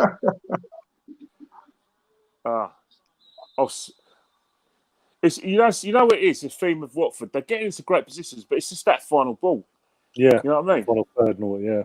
They lack a bit of quality. That's why they're where they are in the league. That's the reason. I'm really not sure. Everyone goes on about Decore. I'm really not. I've never been that impressed with him, if I'm honest. I don't think he's good. No, he is. You watch what he does, right? He wins the ball. He makes forward runs into the box. None of our midfield players do any of that. I know, but he don't do nothing with it. He's not dangerous. He's not dangerous. I don't think he's got it. No, but he's playing for Watford. If he had the goals like a Yaya Toure, then you know what I mean. I think that's the thing is Yaya Toure without the goals. Yeah, but if Yaya Toure played for Watford, how many goals do you think he'd score? Yeah, loads. True. Class is class, mate. It doesn't matter where you are. Like, you got to do it. You got to do it against the opposition. So if he's got the skill, he should be able to do it on his own, shouldn't he? At the end of the day. He's not that sort of player. There's not many players like that who can win a game on their own and play for the lower teams, is there? Because all those players end up getting snapped up by the bigger clubs, don't they? Yaya Toure would have done. Definitely. He had the class. He could just bang him in from 30 yards, no question. Yeah, but look who he played for. He played for Barcelona and Man City. I know, but he used to run on his own from midfield and just bang him in. I bet Decore would have better end product if he played for a better team. I bet you he would. I bet he'd score more goals. He'd have more assists, and I just think he'd be the sort of player that we need because we haven't got anybody like him, and that's. Why hasn't he been bought then? Why hasn't he been bought after all this time? Why has he been at Watford for years? But look where Liverpool got half their players from. Sunderland, Southampton. Why were they there? You know what I mean? Yeah, I'm not disputing that, but he's been at Watford for about 4 or 5 years now. And I'm just finding it a bit weird that he hasn't been snapped up if he's that good. Sometimes you've got to take a chance on someone, haven't you? Yeah, no, I think I see your point, Andrew, about why it hasn't been stuck. Like maybe Watford asked for too much money. It could be that, or what's happening is that. Or maybe he's been happy there. Maybe he's just been happy there. Yeah, Lacazette's coming. Maybe Troy Deeney's threatened him if he leaves. Yeah. Willett's coming off as well. So we've got Lacazette and Willett coming off. We've got Kolasinac and Eddie and Nketiah coming on. If you look at a lot of the Premiership teams, they seem to be going to Europe. It's that they don't seem really like getting all those gems. And the teams that like Liverpool has got all those gems from the Premiership. There's no accident that they're doing well. Sometimes they can step it up. Yeah. I'd love to be proven wrong with him. I just got my doubts, that's all. I'd love to be proven wrong with him. I'm not saying he's necessarily going to be a brilliant player for us. I just think he offers something that our midfield doesn't have. And I think we could get him reasonably cheap, especially if they get relegated today. And I think he would offer us another option in midfield, which I think could make a big difference for what absolutely, that's more what it is rather than him being a fantastic player. He seems to be the sort of player that we lack. Yeah, he's the Aldi version of Thomas Partey. That's the thing, isn't he? It depends how much we can get him for. Well, yeah, that's what I mean. Yeah, if we can get him and he's a decent price, I think he can do a decent job. He's got Premier League experience as well, so he can come straight in. He hasn't got to settle in, has he? He hasn't even got to move house. Literally. No, exactly. Yeah. And he knows where the training ground is because it's next door. Yeah. So he's all sorted, isn't he? He's all sorted. Let's get it done. Come on, Arteta, get it done, son. I've just had the last 5 minutes or so. I've had an issue with my stream. I've just found one again, and it's 57. I'm on now. What are you guys on? I'm on 56.44. I'm on 57, 52. Oh, that's good. I'm not too far. 57. Yeah, but I think as you speak, Watford have had a couple of instances, but it's the same old story. Watford, the final ball is killing them. Oh, bloody hell. Yeah. Right, Liverpool gone 2-1 up with Iggy, and Burnley just equalised again 2-2. Rodriguez scored. I like that guy. You know what? I was going to talk about that. Who scored for Burnley? Would be a good option as like a backup striker. I like Rodriguez. Yeah, he went to Southampton and West Brom, isn't it? And he's gone back to Burnley, but he's always had it not. Remember before he got injured, he was in the England squad, wasn't he? Yeah, I it was, honestly think that he had an absolute awful time with injuries, horrendous. Yeah, But he looks like he's got through it now, and he's getting back to his best. And definitely. Yeah, I honestly think the guy's class. I think he's a he'd be good. good rotation, backup striker. I do. I think if we with Burnley, I think one of the reasons why they are in the table is that it's not the fact they could defend and they work hard. Is that they got players that can put the ball in there, and I think that's where Watford and the Villas and all that, they are where they are because they haven't got what Burnley's got. Woods can put the ball in the net. Ashley Barnes for his injury could put the ball in the net, and as you say, Rodriguez could put the ball in the net as well. And I think that's why I think bloody hell Sheffield United, their strikers, they're not exactly prolific, but as a team they're just so difficult to beat, aren't they? Yeah. By the way, in the chat, the Arsenal Misfit saying that Vardy has hit the bar from a free kick, so he must have heard Aubameyang's on his tail. Well, as long as he don't score, it's all right. Yeah, exactly. He needs 3, doesn't he, Aubameyang? No, he needs one more to equal him and 2 more to go ahead. But he can get a share of it if he gets one, like he did last year. I'll tell you one thing. He ain't getting rested until he gets at least a couple of goals. No. Yeah, Pepe's putting him through as well, but it's a good little. I'll stick him through the middle now. For the last 20 minutes, I'll stick him through the middle. I think Pepe's had a pretty good game, actually. He's scared the life out of them. You know what I mean? And sometimes when you look at Pepe and you think, bloody hell, this guy looks $1 million. Then beautiful tackle by Tierney, then just snuffing out the danger. He's that guy is such class. Yeah, definitely. Crystal Palace won. Well, still won a win it, and we've got what we've got. We've got Everton 2-1 down against Bournemouth. But Bournemouth is still going to go down, isn't it? As it stands, Bournemouth will still go down unless West Ham can beat Villa. Yeah.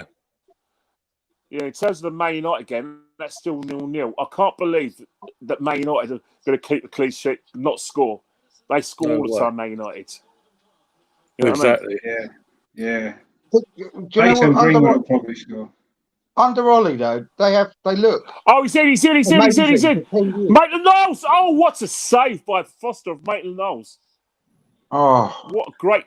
Yeah, we don't want Maitland-Niles to score, though, do we? We want Aubameyang to score. Yeah, but I'll tell you what, Maitland-Niles, he actually looks offside, actually. But for some reason, he's been given on. But he looked, maybe he's been played on by... what's the name, number 6 for Watford? Yeah, Messina. I think Messina's probably playing him on, but yeah. But it was a good save by Ben Foster, but it just shows you that Watford have got no margin for error.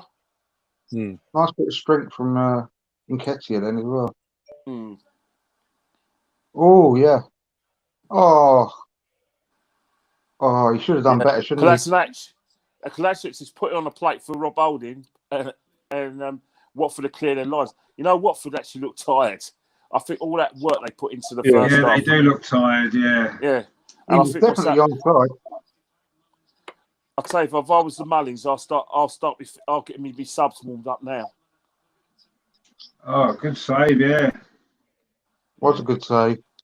Yeah, is like I said, Pepe, is he going to shoot? He's going to shoot, but it's been cleared. It's like it's like there's no energy in their game now, Watford. Do you know what I mean? I think they've accepted their fate now. They know they're going down. Yeah, it's a good shot of his left foot, actually. Maitland-Niles, it's a good shot of his left foot, actually. Yeah, he did. He had a bit more time than he took, didn't he? Yeah, because it's on his weaker side, don't it? I suppose he was tempted to rush it, wasn't he? It's a good shot, though, actually. See, no one from Watford is making those runs, and we're kind of discouraging them as well because we're putting men behind the ball and make it difficult. But as we speak, it's in. Oh, he's got a score. Another chance. How can Watford miss those simple chances? This time, it's Welbeck. He's done everything Welbeck right. Missed again. Oh, good old Welbeck. He's not changed, has he? Yeah, but think about it. He's done everything right that you want from a striker. He's managed to get on the sort of shoulder of Rob Holding again, who's lost him. He's got a score, But you know, Can I just Martinez has made make one request, Kenny? Kenny, one request. Don't actually say it's in unless it actually is in, because it does it gives me an heart attack. All right, no problems. I'm joking, mate. I'm joking. Oh That's no, a terrible move. Yeah. I mean, to be fair, Martinez did really well there, didn't he?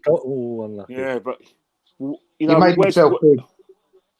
Come on, you know, Welbeck, when he was if he was playing for England, he puts them away when he's playing for England, don't he? Oh no, I'm not denying he should have scored, but Martinez did actually do really well, make himself big.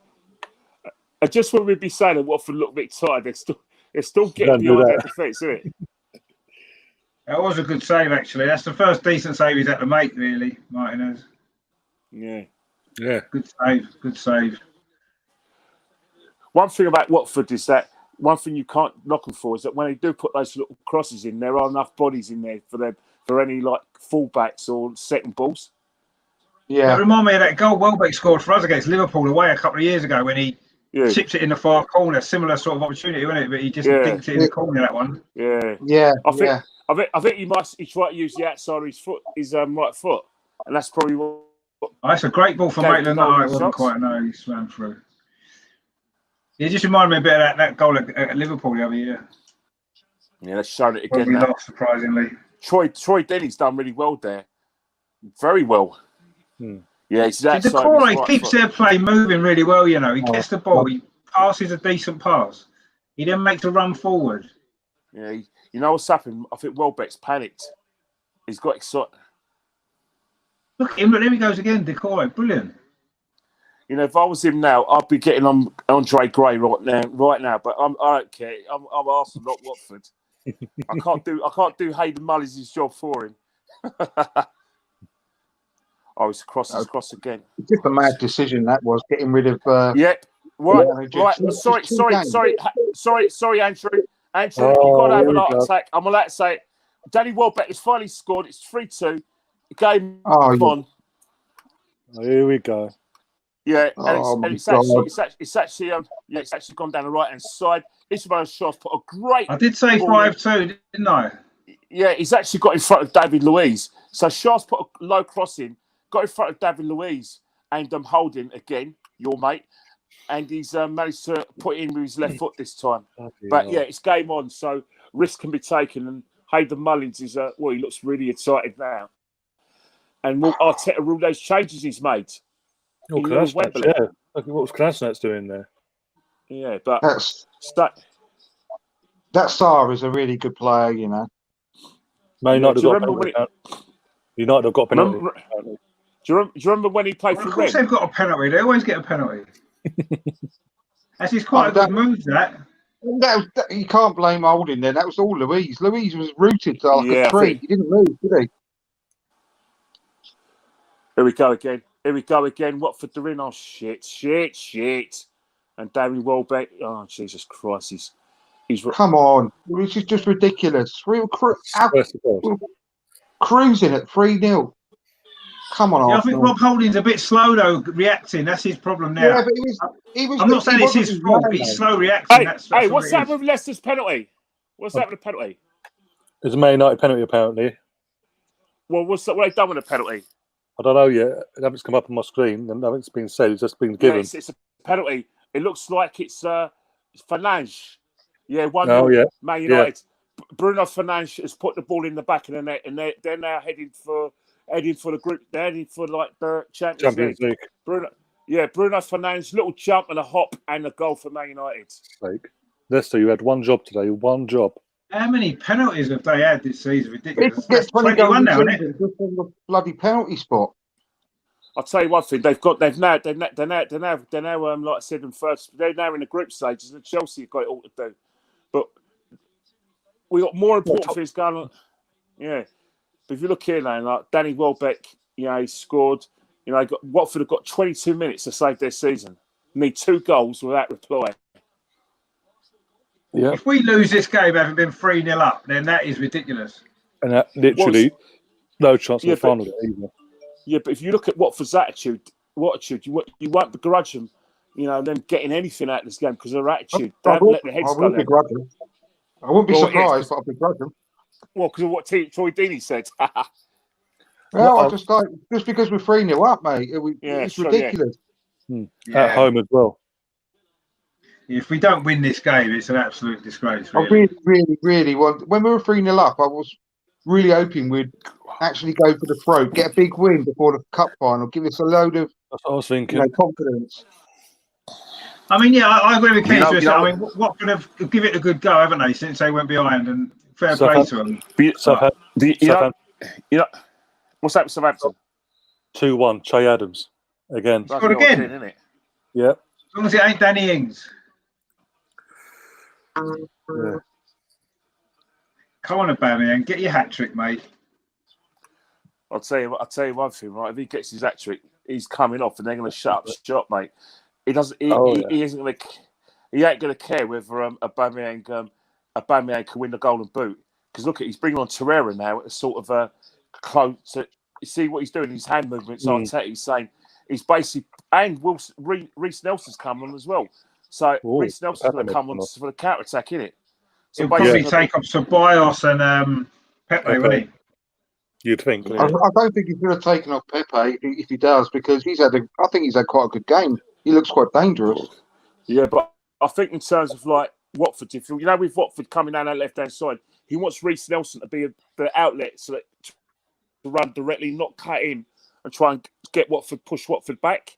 Like Pepe's more of a thinking player, skillful player, where he'll hold the ball, then he'll do just cut in, and I think that will enables Watford to win the ball back and then get down left hand side. God, I hate Troy Deeney's face. Yeah, I do. Yeah, I just hate him all round, really. He just looks like Sloth out the Goonies, doesn't he? Hey, you guys. Yeah, so who's coming off? Ceballos is coming off with Torreira. It's got to be Pepe, isn't it? You would have thought so, but you just never know. You never know. You could never know. You know what I mean? Could be Udo, I don't know yet. Yeah, it's Pepe coming off for Nelson. So we're assuming that Nelson's going to be that run directly at the Watford's back four. Therefore, try and discourage them from trying to take risks, which they're going to have to do anyway. But it's going to say, all right, you take a risk. We won the ball. Reece is going to have acres to run into.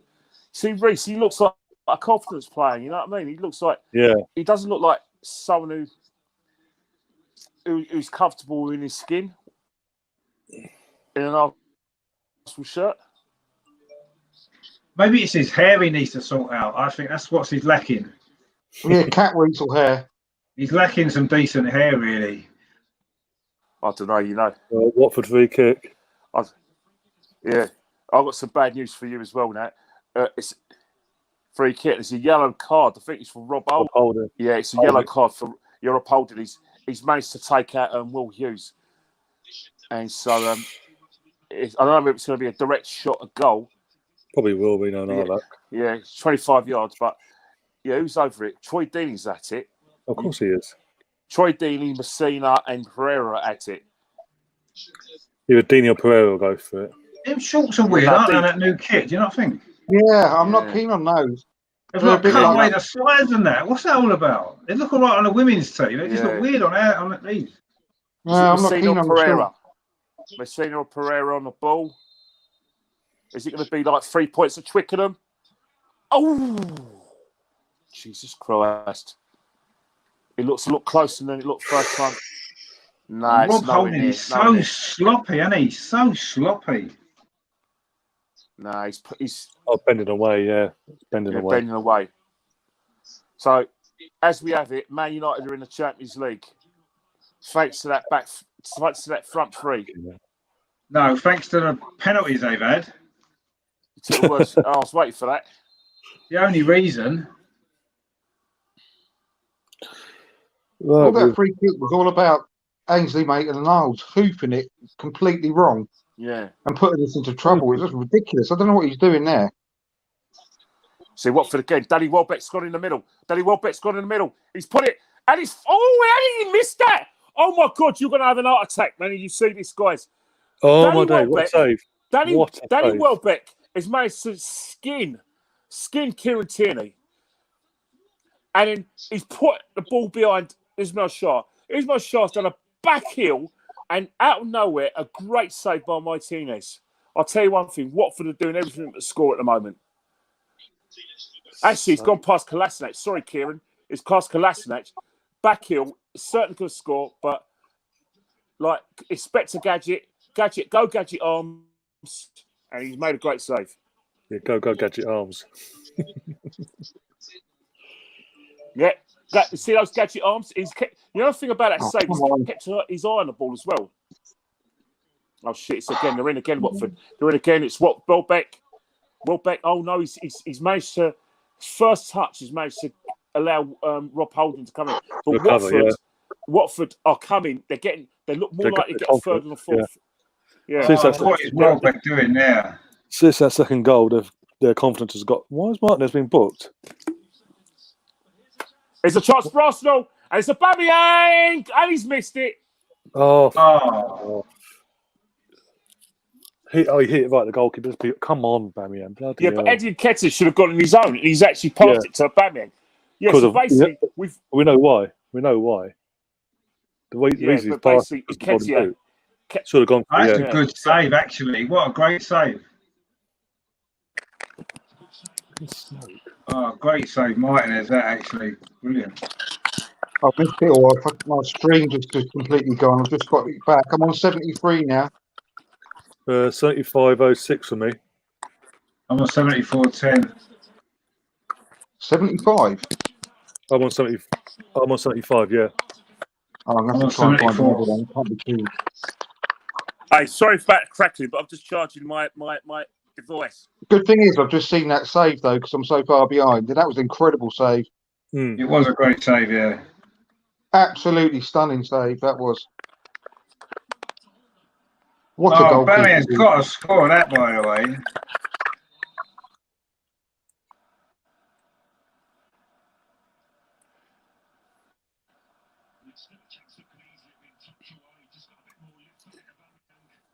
Oh, Eddie's done really well there, actually. Wow. Went past two players. Actually, it wasn't a great pass to him, was it? Hang on it. You know, Ben Foster, you know he made that save? Did he save it with his meat and veg? Looks like it. He's winded. He's down. down. Meat and veg. He's pointing to his meat and veg. God, I just can't believe. Yeah, he's just pointing towards there. Yeah. So next up, we've all been there when we play football, when the ball's been when we've blocked the ball with a certain part of our body. Yeah. Who remembers that? What was it? I can't remember what season it was, but Liverpool, Ryan Barb, right in between the posts. Oh yeah, for Coventry. Yeah, I remember that. Yeah. No, that wasn't. No, that wasn't. Yeah, he slid in, didn't he? Yeah, slid in, cleared the ball, but then paid the ultimate price. Wasn't a Batman. Batman just needed to chip that in the far corner. I mean, it wasn't a great pass to him, but I cannot. I mean, he's got to go with his left foot, hasn't he?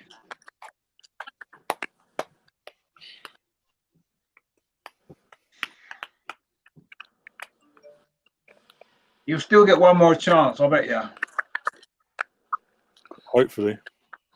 So one thing there. This game is either going to be 4-3 Watford or 5-4 Arsenal. I said 5-2, so that could still happen. Raheem Sterling just scored for City 3-0. Sterling. Oh. Well, here comes Gomez from the ex-Tottenham goalie. Warming up. Oh, yeah, Gomez, yeah.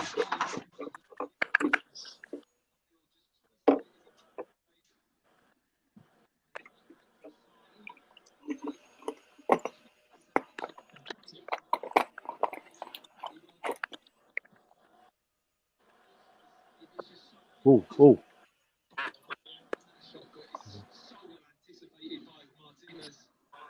Go on. Come, Nelson. Take your time. Oh, Tini. Did a Welbeck. He did a Welbeck.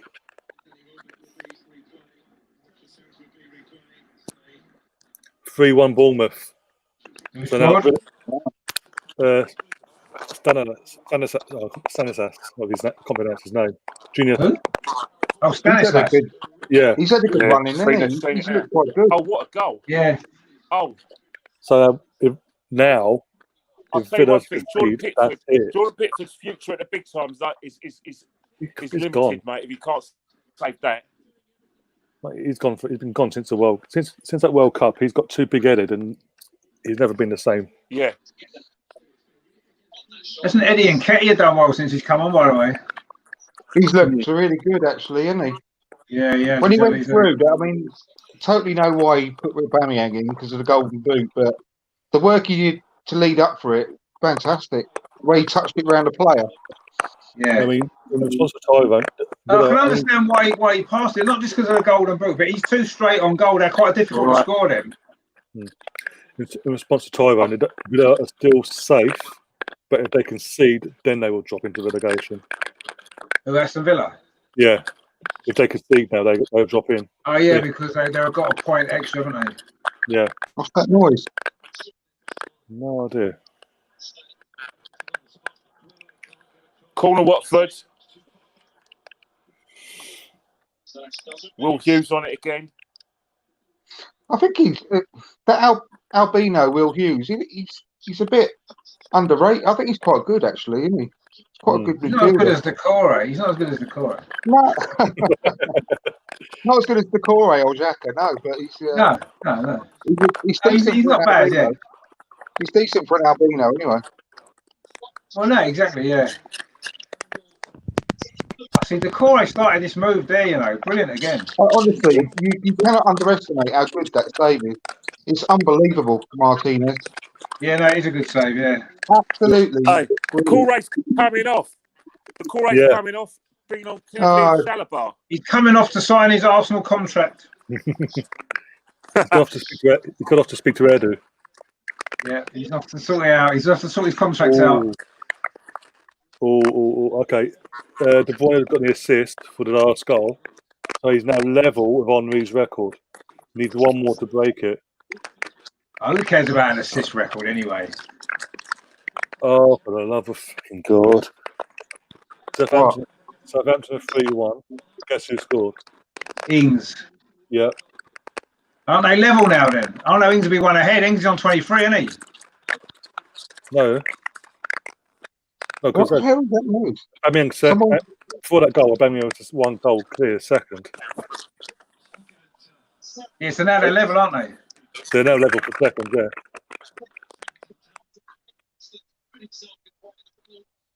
And Marge just scored for City 4-0. Sure. Look at the options, these. Come on.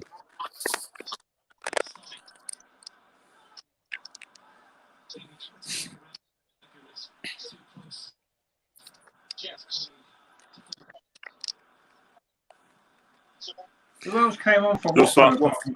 Everyone's in the Arsenal half, innit? All the Watford players, except for... Yeah.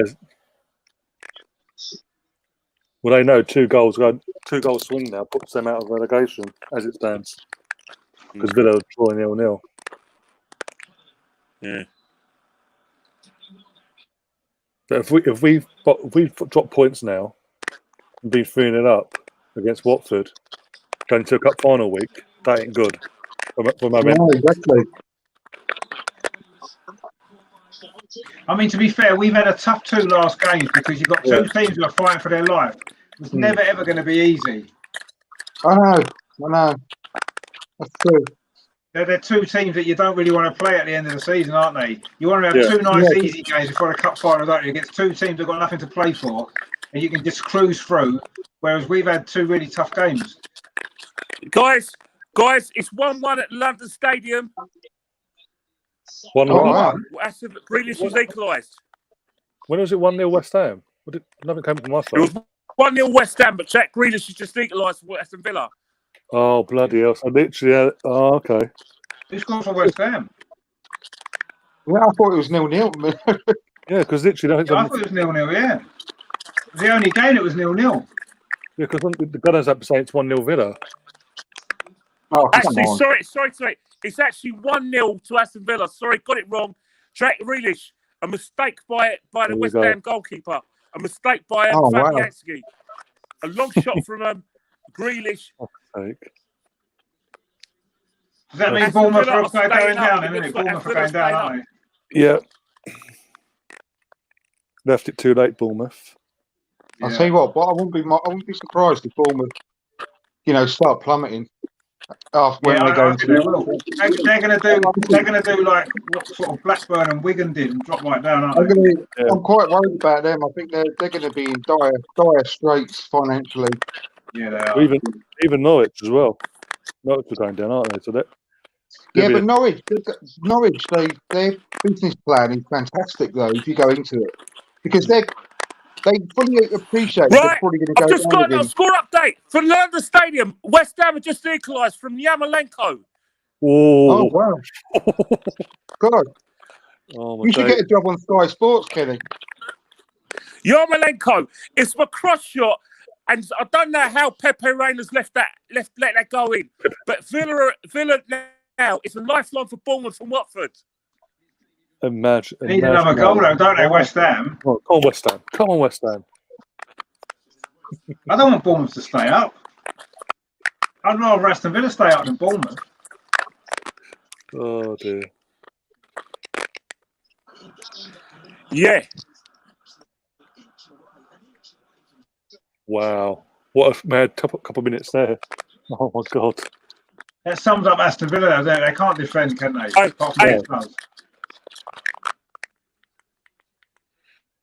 Yeah, and Grealish, who scored for Aston Villa, was at fault for their goal, for West Ham's goal. You've got to make it up. Oh my days. The thing is with Grealish, with Villa, he tries to do everything for that team, doesn't he? He tries to play in every single position.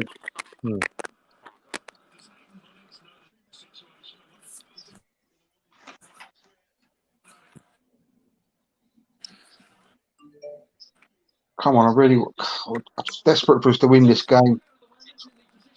I'm desperate for Aubameyang to get the golden boot again. At this stage, I don't think the monkeys. I just want us to win. Yeah, he just needs that one. He needs that one goal.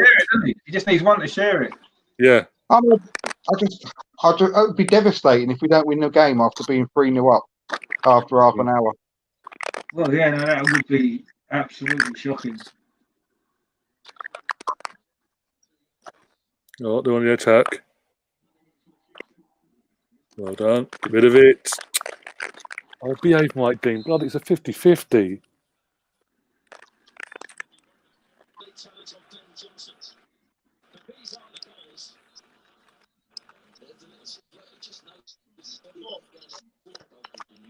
It was literally a 50-50. If anything, Tini's fouled himself. I mean, Tini gets fouled, if anything. But hey. Fuck's sake.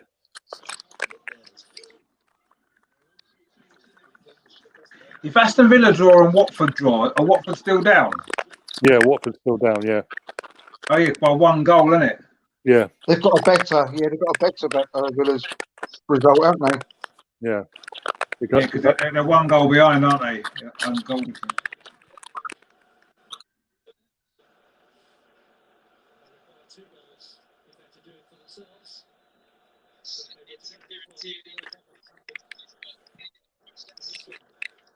Oh, Eddie.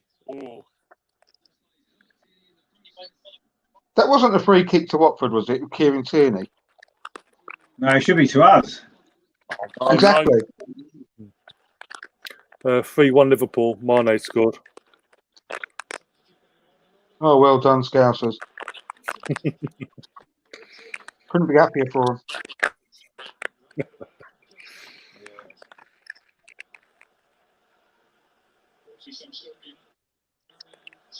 Baby's through. Oh, good tackle.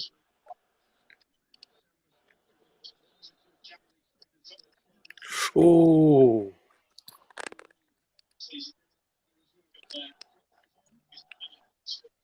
Five 0 Man City. De Bruyne.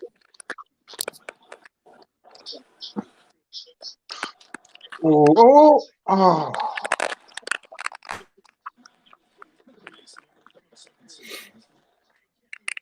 any slip there just as he had a chance.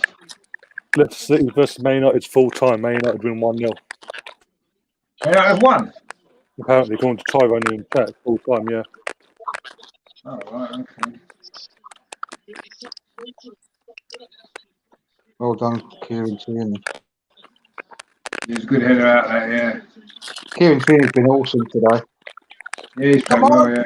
Right, guys. Oh! King Power Stadium, a free kick. Casper Schmeichel's gone up for the free kick. Someone said it had finished 1-0. Yeah, Tyrone. And a foul in the box, and it's Man United free kick. 3 minutes to go for Man United to save their lives. Tyrone said it was finished, so Tyrone, stop lying. Full time at Palace though. Crystal Palace 1, Tottenham 1. A cross is gone in. Does that mean Tottenham are going to finish 7th? I don't know. I'll check the table at full time. So that would mean if we win the cup, we'll knock them out of Europe. Completely, yeah. Does it not depend on Wolves need a point or something? I don't know. That's what I'm saying. I'll check the table. Just depends on whether if Tottenham finish 7th and we win the cup, then we'll knock them out of Europe. Wouldn't that be a shame? I think that's what happened. Yeah, I'll have to check at full time. 6 minutes injury time. What? 6 minutes injury time. Taking the biscuit. Where the hell's that come from? They just wanted. They're just desperate for Watford. Oh. There hasn't been hardly any stoppages this half. Where's 6 minutes? There's a few subs, haven't there? There's been a lot of subs. We've made 4, they've made 2. Oh, come on. 6 minutes seems a lot. Come on. I'm bloody frozen again.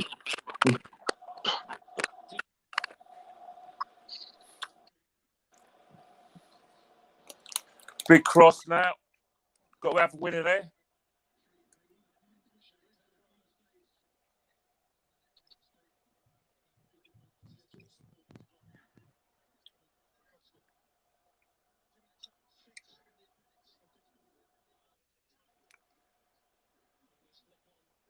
There's that Sarr on the ball again, isn't he? Torreira's committed a foul right in the area. So Watford need to score this desperately. I'll tell you what, was Watford. I'll get the old bench on for this. Even Aidan Mullins. Fuck's sake. What about Graham Stack though? Put him on. I swear to God, if they equalise, I'll be pissed off. The problem is, Torreira always does this, doesn't he? He always gives away dangerous free kicks around our area. There's just no need for it at all. Red card. What the hell's he done with there? I thought it finished. Oh, Watford's missed a sitter. Troy Diddy's put the ball over the bar. Nordy puts them away. Oh. Yeah, apparently there's a red card at Leicester City. Yeah, red card at Leicester. Again, I don't think Villa are going down. I think they're safe, Tyrone, because of in a point ahead. Yeah.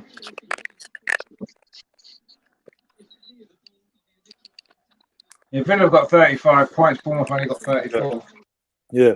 If it had been never on points, it would go down to goals scored, and that's where Bournemouth would have gone up, haven't. Full time at Bournemouth, it's 3-1. So now there's a weight in there. Or is it going to be an Aguero moment somewhere? That was an absolutely dreadful miss, though, by Troy Deeney. That was horrendous miss. Yeah.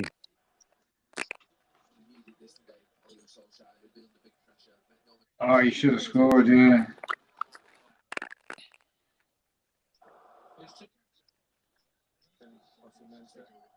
I really, really, really want just to hold on and Watford to go down because they deserve it. They're a stupid club, sacking the managers that they have. Nigel Pearson, being sacked. 2 games to go is ridiculous. I was saying that earlier. I was saying that earlier, Andrew, about the whole culture at Watford in the sense of sack, no matter what. They're Come back a bit on the arse. Just come back a bit on the backside. Exactly. They deserve it. Well, I just desperately want to hold on. Bournemouth relegated. Bournemouth relegated. Villa 1-1. West Villa safe. By the skin of their teeth. Villa by the skin of their teeth have survived. 1-1.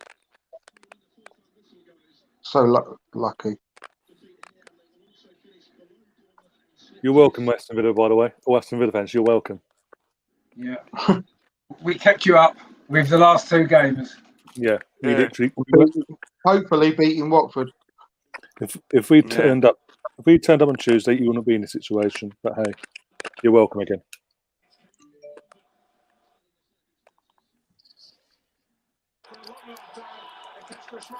Two 0 Man United. No. Jesse Lingard, last kick of the game. Man United it would be in paradise. There's someone in. I can't remember who it was. There's someone I put a bet on saying for Jesse Lingard. Michael's done it. Yeah. Oh dear. Jesse Lingard's robs cash for Schmeichel. So Man U in the Champions League. Yeah. Yes. Yeah, Leicester are out of the Champions League. Yeah, there was a thing going around that literally someone at the beginning of the season, I think it was Man United fan as well, put a bet on that Jesse Lingard wouldn't score a single goal this season, and literally he's now done that. It was so last close. kick of the last game. Oh, you'd be gutted, wouldn't you? Oh, Watford need 2 goals. 2 goals in 30 seconds. 2 goals in 30 seconds. Hey, Stranger things have happened, let's be honest. looks like Villa have stayed up. Burnley full-time lose 2-1 to Brighton, sorry. I thought it was 2-2. Must have been disallowed because it's coming up on my phone saying 2-1.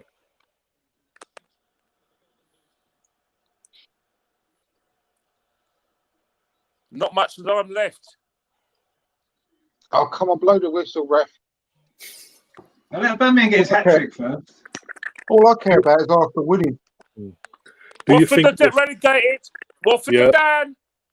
Bye-bye. Does it get... and the celebrations at the celebrations, and Villa are celebrating. Celebrations at the London Stadium with the Villa players. They are stayed up. As because I'm just watching BT Sport. Aston Villa is pandemonium in East London. Pandemonium in East London. Just they got lucky this season. To do his little dance that he did 2-3 years ago, 6 years ago when Hull went up. Quick question. Leicester, as we said earlier, Leicester had it in their hands, Champions League. They've bottled it. They're in Europa League.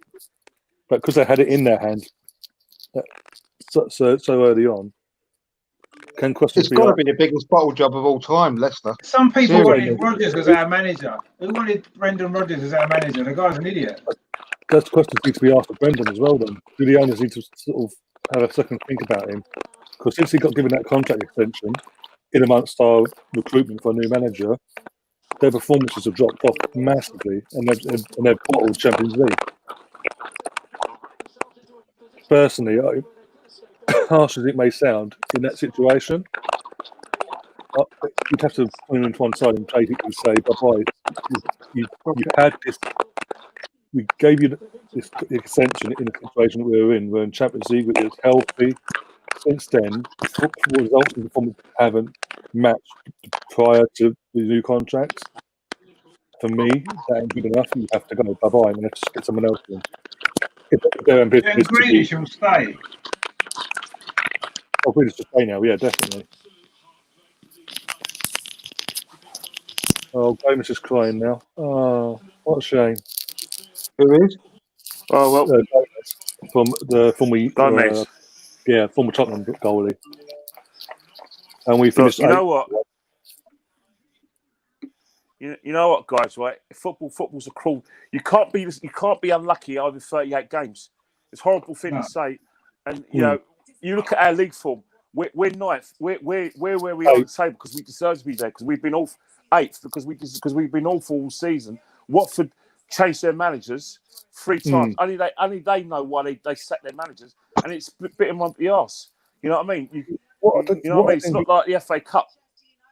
What I never got with Watford this season was when they sacked Garcia, they then brought in the guy they sacked beforehand, Czech Floris. Yeah. I was like, you didn't want him then, why you want him now? And no wonder it didn't work because most of the players that are still there from the last time he was here were like, well, hang on, you sacked him the last time, so why was I bother this time? It's ridiculous. The thing that killed it. They deserve it. Deserve all they get, mate, for doing that. The thing that killed it, right, is that it's so shocking as well, is that the players responded, despite the fact that Nigel Pearson's a prickly character and basically has got breathtaking arrogance. The fact of the matter is that the most important people he needs to impress are the players, and the players are playing for him. So for someone to suddenly realise that Nigel Pearson's a prickly character at the 11th hour and sack him when they've got a good chance of staying up is something that they've got to look at. It's their club; they can do what they want. But yeah, the Watford fans be asking themselves, we had it in our hands and we sacked our the manager who got us into this good position in the first place. You know what I mean? In response to the Arsenal Misfits question, if you're on about the new kit, then yeah, we wore the new kit today. The new home kit, Absolutely. I'm not being funny, right? But the fact that Man United have finished third in the league this year shows you just how shit the season has been, really, for a load of clubs. Us, obviously, clearly us included. Well, wasn't we above Man United when Arteta took over? No, I think we're level. No, we're nowhere near them. About 14 or something, weren't we? Yeah, we're about. They weren't much better off than me. We were 12. Yeah, but guys, this season weren't we joking this season about going to places like Brentford and going to Fulham next year instead of the North London derby? We were that bad. We were definitely, yeah. We genuinely could have gone into the relegation zone, no problem, with the way that we were. It was horrendous. So it just shows you, though, because Man United aren't a brilliant side at all, are they? So for them to come back and finish third, I mean, they're fair play to them. They've had a good spell, but it just shows you how weak the Premier League has been this season, really. Yeah, I agree with that. It has been weak, yeah. It's been terrible. Yeah, but if you look at it now, right, if you look at it next season, you're assuming that Liverpool are going to be the team to catch. They're only going to get stronger. Man City have got the money. Man City and Man United have got the money. And then you've got Chelsea have already spent their budget that they've saved for the last 2 seasons. It's going to be it's going to take on-the-spot recruitment from Arteta to actually bridge the gap. Because let's face it, we are looking forward to the cup final, but the most important is the league. And then once again, we're being found wanting. Seriously, we need to be there where we can actually challenge now because time's running out.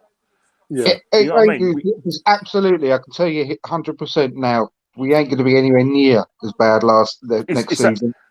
No way. And that's and I know that. But would the Arsenal fan base who basically go for managers going to accept that? Because what's happening, right, is that when we've been without success that long, like I said, all reasonable thinking goes out the window, doesn't it? So we finished 8th in the end, then.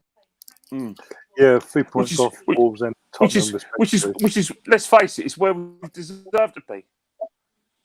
I thought it was going to be worse. I genuinely thought it was going to be worse. So I know. Yeah, and we're in the cup final, guys. So not a bad team up there. Yeah, but the cup final papers over the cracks. What if we get back by Chelsea? Oh, I know that. But a good run. Oh, I know that. I understand it, but it's still a cup in the day. It's still something that I'll take you go to. It's still a cup. It's still a cup. But the thing is, in terms of fan public opinion, you know what's going to happen. Come December, we're still in the same situation. It's going to be the same pressure is going to happen again because, you've got to assume. Another thing as well, what we've left out, we've talked about all the other clubs which have got money to spend. Another thing as well, you've got the Mourinho factor at Chelsea. at Tottenham. People say he's finished, but I'm not too sure. Yeah, that's on our side, at least. Yeah, it may be, maybe, but maybe not. The thing is, right, is that if he gets it right, and the players believe him, if he gets keeps Song, Kane, and like Moore and like Bergwijn fit, they're gonna look to do good things next season as well. So we've got it all to do. The problem is, though, mate, you know what Mourinho needs, and that's about 300 million quid wherever he goes. He ain't getting that. He ain't getting that. He ain't going to get back the way that he wants to get backed. He'll moan about every single specific thing, and he'll just go into another meltdown. That's all. That's what all that happens. He will find something to moan about because he will want a specific player or several specific players, and he won't get it because it's Tottenham, and he'll just go throw all his toys out the pram again. So we hope that happens. We hope that happens. But the thing is, in terms of like the Arsenal situation, is that a good season for Arsenal next season is to get in the top 4. And the thing about it, right? The fact of the matter is that it's gettable if we do the right things because we've got to think of the bigger picture. Yeah. Anything outside the top 4, even challenge for the title, is nowhere for Arsenal. I will be putting money on it as soon as I get to find out what the odds are. I'm going to be putting money on us getting in the top 4 next year. I'm that confident. Yeah, no, I am. I'll tell you why. Because you look at the teams that finished above us this year. If you take out Man City and Liverpool, obviously, forget them. We're not going to be able to catch them up next season. But Man United, I don't think are miles ahead of us at all. Chelsea, they're going to spend a bit of money, so they could possibly be, but there's still only 3 teams. Leicester aren't better than us. Wolves aren't better than us. Tottenham aren't better than us. Yeah, you know what I mean. Yeah, we've got to prove that on the field, though, Rich. That's the thing. We've got to prove that. I think over the last 6 months, not 6 months, we've done that. We have. But over the whole season, we're 3rd in the league. Since we got to carry on as well, guys. So I'm gonna have to let you go because my battery's dying anyway. But it's all good. Me too. I've enjoyed. Me too, mate. I've enjoyed everything. Good to speak to you again, Andrew. Good to speak to you, Ryan. All right, I'm gonna love you. Got to leave you. See you later, Ken. Take it easy, mate. Thanks for having me on, guys. I'm going to shoot off now as well, mate. Yeah, no worries. I'll touch you later. Yeah, no worries, Andrew. Good to speak to you again, mate. And you. Take care, guys. Bye-bye. Speak to you soon, mate. See ya.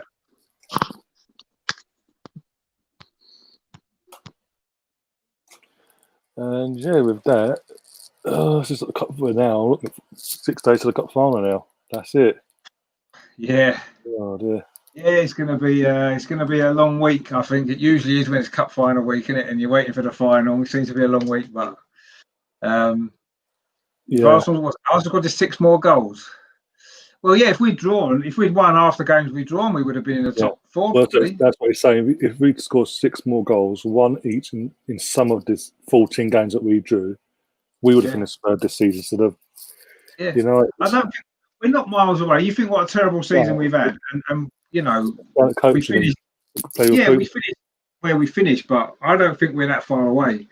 I honestly don't. I don't think all them teams above us are really much better than us. The only reason another reason why we finished where we are this season now is because the board delayed in reacting to the situation at the beginning of the season. Yeah. If they'd reacted sooner, we could have literally been in at this point of the season where fighting for a Champions League spot or whatever. But now we've got it again for 2nd season in a row. We've got to go to a cup final and hope that we win that to get us into European football. Yeah, but I don't know. Maybe that sort of pressure, Arteta might thrive on that pressure. Whereas last year, Emery couldn't inspire the team. Where maybe Arteta will thrive on that. That might be a good thing. We don't know yet. We won't know that till next week, I suppose. And also with Arteta, as a player, he's won the FA Cup as well, 2014, 2015. And he's had that experience as well. So he'll know as a player, he'll try and translate into this current crop of that haven't been in the final with FA Cup with Arsenal or anyone. Would that not be the quickest time that a player has gone from winning the FA Cup as a player to winning it as a manager with the same club when they're not a player manager? I think Kenny Dalglish maybe might have done when he was player manager, but for a player to play for a club, win the FA Cup and then winning it as a manager, would that not be the quickest turnaround? Yeah, think so. In modern day football and in the Premier League era, yeah. No, Lampard's probably in a similar position. When did he last win the FA Cup with Chelsea? When did they last? No, actually, that's quite a while ago, 2010 or something, wasn't it? Chelsea. We won it in. No, in 2014. Wigan in 13. Was it Man? When he won it. When he last won it, yeah, Lampard. 2012. I'm trying to think now. I think it was 2012. Was it? Chelsea won the FA Cup 2012. Yeah, 2012. Yeah, because Wigan won Liverpool, didn't they, in the final? Yeah. So Arteta would be a quicker turnaround, much quicker, isn't it? If he can do it, that'd be amazing. That. And he's been a manager for less time as well, or head coach, when you call it. Oh yeah, he's been a head coach for I suppose technically sort of 7 months, but he hasn't played 7 months worth of football, has he? Because there's a massive gap in the middle. Situation that's happened and all that globally. I mean, I wonder if that'll be the least amount of games. He's been manager for 26, 27 games, whatever it is. And if he wins the FA Cup, wonder if that's one of the shortest ever. I mean, apart from maybe a caretaker manager that maybe stepped in later in the season, someone who's actually took over full-time manager and gone on to win the FA Cup in that short period of time. It can't be many that's done that, I wouldn't have thought. And also, what a personal story for him as well, because obviously not only taking on getting one of the biggest jobs in the country, but his former club and all that. Then what happened in March with him obviously getting the virus and then the whole lockdown situation. Then to come, obviously we come back, finish out the season, got to the final, but for him to then win it personally for him, that would be fantastic for him. Taking out the equation of what the middle part. Yeah, I mean it's been, he's had a big job and he's still got a big job and he's done as well as can be expected. And if we can win on Saturday, then what a great end to the season it will be. And at the end of the day, we know we've got to improve and we know where we need to improve, but we're not that far away. I don't think we are. It's literally a handful. It's literally a few players here or there. Exactly, and it's down. As I keep saying, it's down to the recruitment of the recruitment team getting it spot on. Yeah, players we actually not players that we don't need in the first place. Yeah, I mean it's a shame that it's come to this really, but at least we can see now. It's our lowest finish for 25 years, right, in the league. First time we finished outside the top 6 for 25 years. I mean, all of these things that's a great record that we had. But inevitably, eventually, we were going to probably have a season like this at some stage. Everybody has. All the other top teams have had a season when they've, Chelsea finished 10th one year, didn't they? Liverpool finished 8th a few times. It happens to everyone. Hopefully, this can be the sort of an upward curve again now, and winning the FA Cup can be the start of it, So let's not be too downbeat. We won the game today. We didn't play well, let's be honest, but we won the game, and at least we finished the season on a high. And go into next week, hopefully, with confidence as well. With a bit of confidence, I mean, Chelsea won today as well, which and they've got the Champions League, so they've had a bit of a celebration today as well. So that's there as far as they're going to get. It does seem as well with Chelsea that their game today that Wolves didn't really turn up because basically apparently Troy was on the bench until half time, which was. Well, they've got the Europa League coming up, haven't they, as well? Well, that's So their minds might be more focused on that. Possibly, we don't know. And Chelsea took advantage, but I mean, I said before, we've had a tough last 2 games, really, haven't we? They couldn't have been tougher in actual fact. Yeah, and it's the fixtures haven't really done us any favours in that sense, but it's what it is. We managed to at least get the win today, and let's now spend this week. The players really preparing, and Arteta preparing really well for the final. I see no reason why we can't win. I don't think Chelsea are any better than us. The league table suggests that they have been, but I don't think they are. I think defensively they've got issues like we have. So exactly. Plus the only issue is we've got 2 quality goalkeepers where they haven't really got any. They haven't got the same sort of ilk as we've sort of fallen into with obviously Leno, who's back in training by the way, and Martinez, who's been fantastic. Whereas they've got an Asian goalkeeper that couldn't make it Man City, and Kepa, the most overrated, expensive goalkeeper you could ever think of. That even Lampard doesn't fancy it by the looks of it because it was dropped today. So at least we don't have that issue. So that again, it'll come to it's a little the fine details next week, and that could be the fine detail that gets us over the line next week. Well, yeah, let's hope so. Let's hope so. I mean, it's going to be interesting to see whether he goes 3 at the back again, or whether the 4 today didn't really work defensively, did it? I mean, we conceded a lot of chances to them today, and I know they were up for the game, but we need to defend better, don't we, next week? And we can't afford it. Chelsea have all them chances. I'm assuming the change of formation was more of to throw Lampard off tactically for next week. Maybe. Or maybe he was trying it out and seeing if it's going to work, and it clearly won't. And I'm sure he'll go back to 3 at the back next week. I mean, Holding worried me today. I didn't think he played very well at all. And we've got nobody else apart from Socrates, and you're not going to throw him into the cup final when he's not played since before lockdown. That would be. When you go back to the 3/5 at the back, what you want to call it, 3 centre backs, and have either Kolasinac or Tierney in that centre back role. Personally, I'd put Tierney there and have Saka on the left wing back role. Yeah, that's what I would do. That's exactly what I would do. And then on the right wing back, I think maybe Maitland-Niles actually.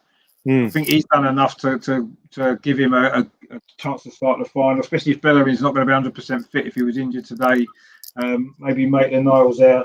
I say it's just that other centre back position. David Luiz and Tierney definitely should be the 2 there, and then. I mean, it's going to probably have to be Holding just because there's no one else. But he needs to step up like he did in the other cup final against Chelsea a couple of years ago when he stepped up on the day and was brilliant. So let's hope he does that again. But the last couple of performances from him have not filled me with much confidence. I've got to be honest. I think he's looking shaky. He's looking nervous. He's looking clumsy. The Arsenal Misfits are asking, do we think Kappa will start next week after being dropped today? I personally... It probably will, but it does make no difference in that sense, as I've touched on. In terms of the goalkeeping situation from both clubs, we're in a strong position there.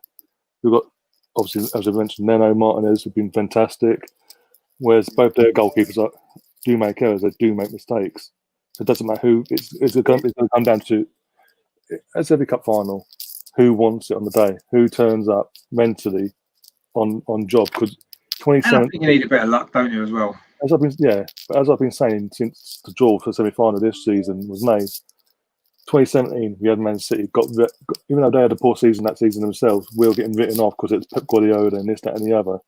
Went 1-0 down, came back 1-2-1, took it extra time, but still got to the final. And because it was Chelsea in the final, and because they just on the league at a counter, everyone, even our own fan base, most of them were inviting us off. Like, no, haven't got a chance whatsoever. Not going to win. Why bother? It's a day out. That's it. Turned up on the day. Absolutely bossed the game from start to finish. Absolutely deserved that cup final win. And I don't want to jinx it, but since I was born in '89, FA Cup final wise, it's a pretty good record for me. I'm not going to go full into it, but it's a pretty good record, and I'm not going to go into it unconfident because of that record. I think we will win. Yeah, well, we can win. They're not better than us. We've got to turn up and play. We're going to have to play like we did against Man City and like we did against Liverpool. Be a different type of game because I don't think Chelsea are going to have the ball as much as they did. But we need to turn up and play. And if we turn up and play well, we'll have a great chance of winning. And let's hope that we do, because it's massively important for us now, I think, to get in Europe and obviously winning a trophy as well. So we need to turn up on the day. I'm sure Arteta will have us prepared. Let's hope he makes the right selections in the team, goes back to the 3 at the back. And, I'll be confident that we can do it. I don't want to say we will win because it's a cup final and they're 50-50, aren't they? They can go either way.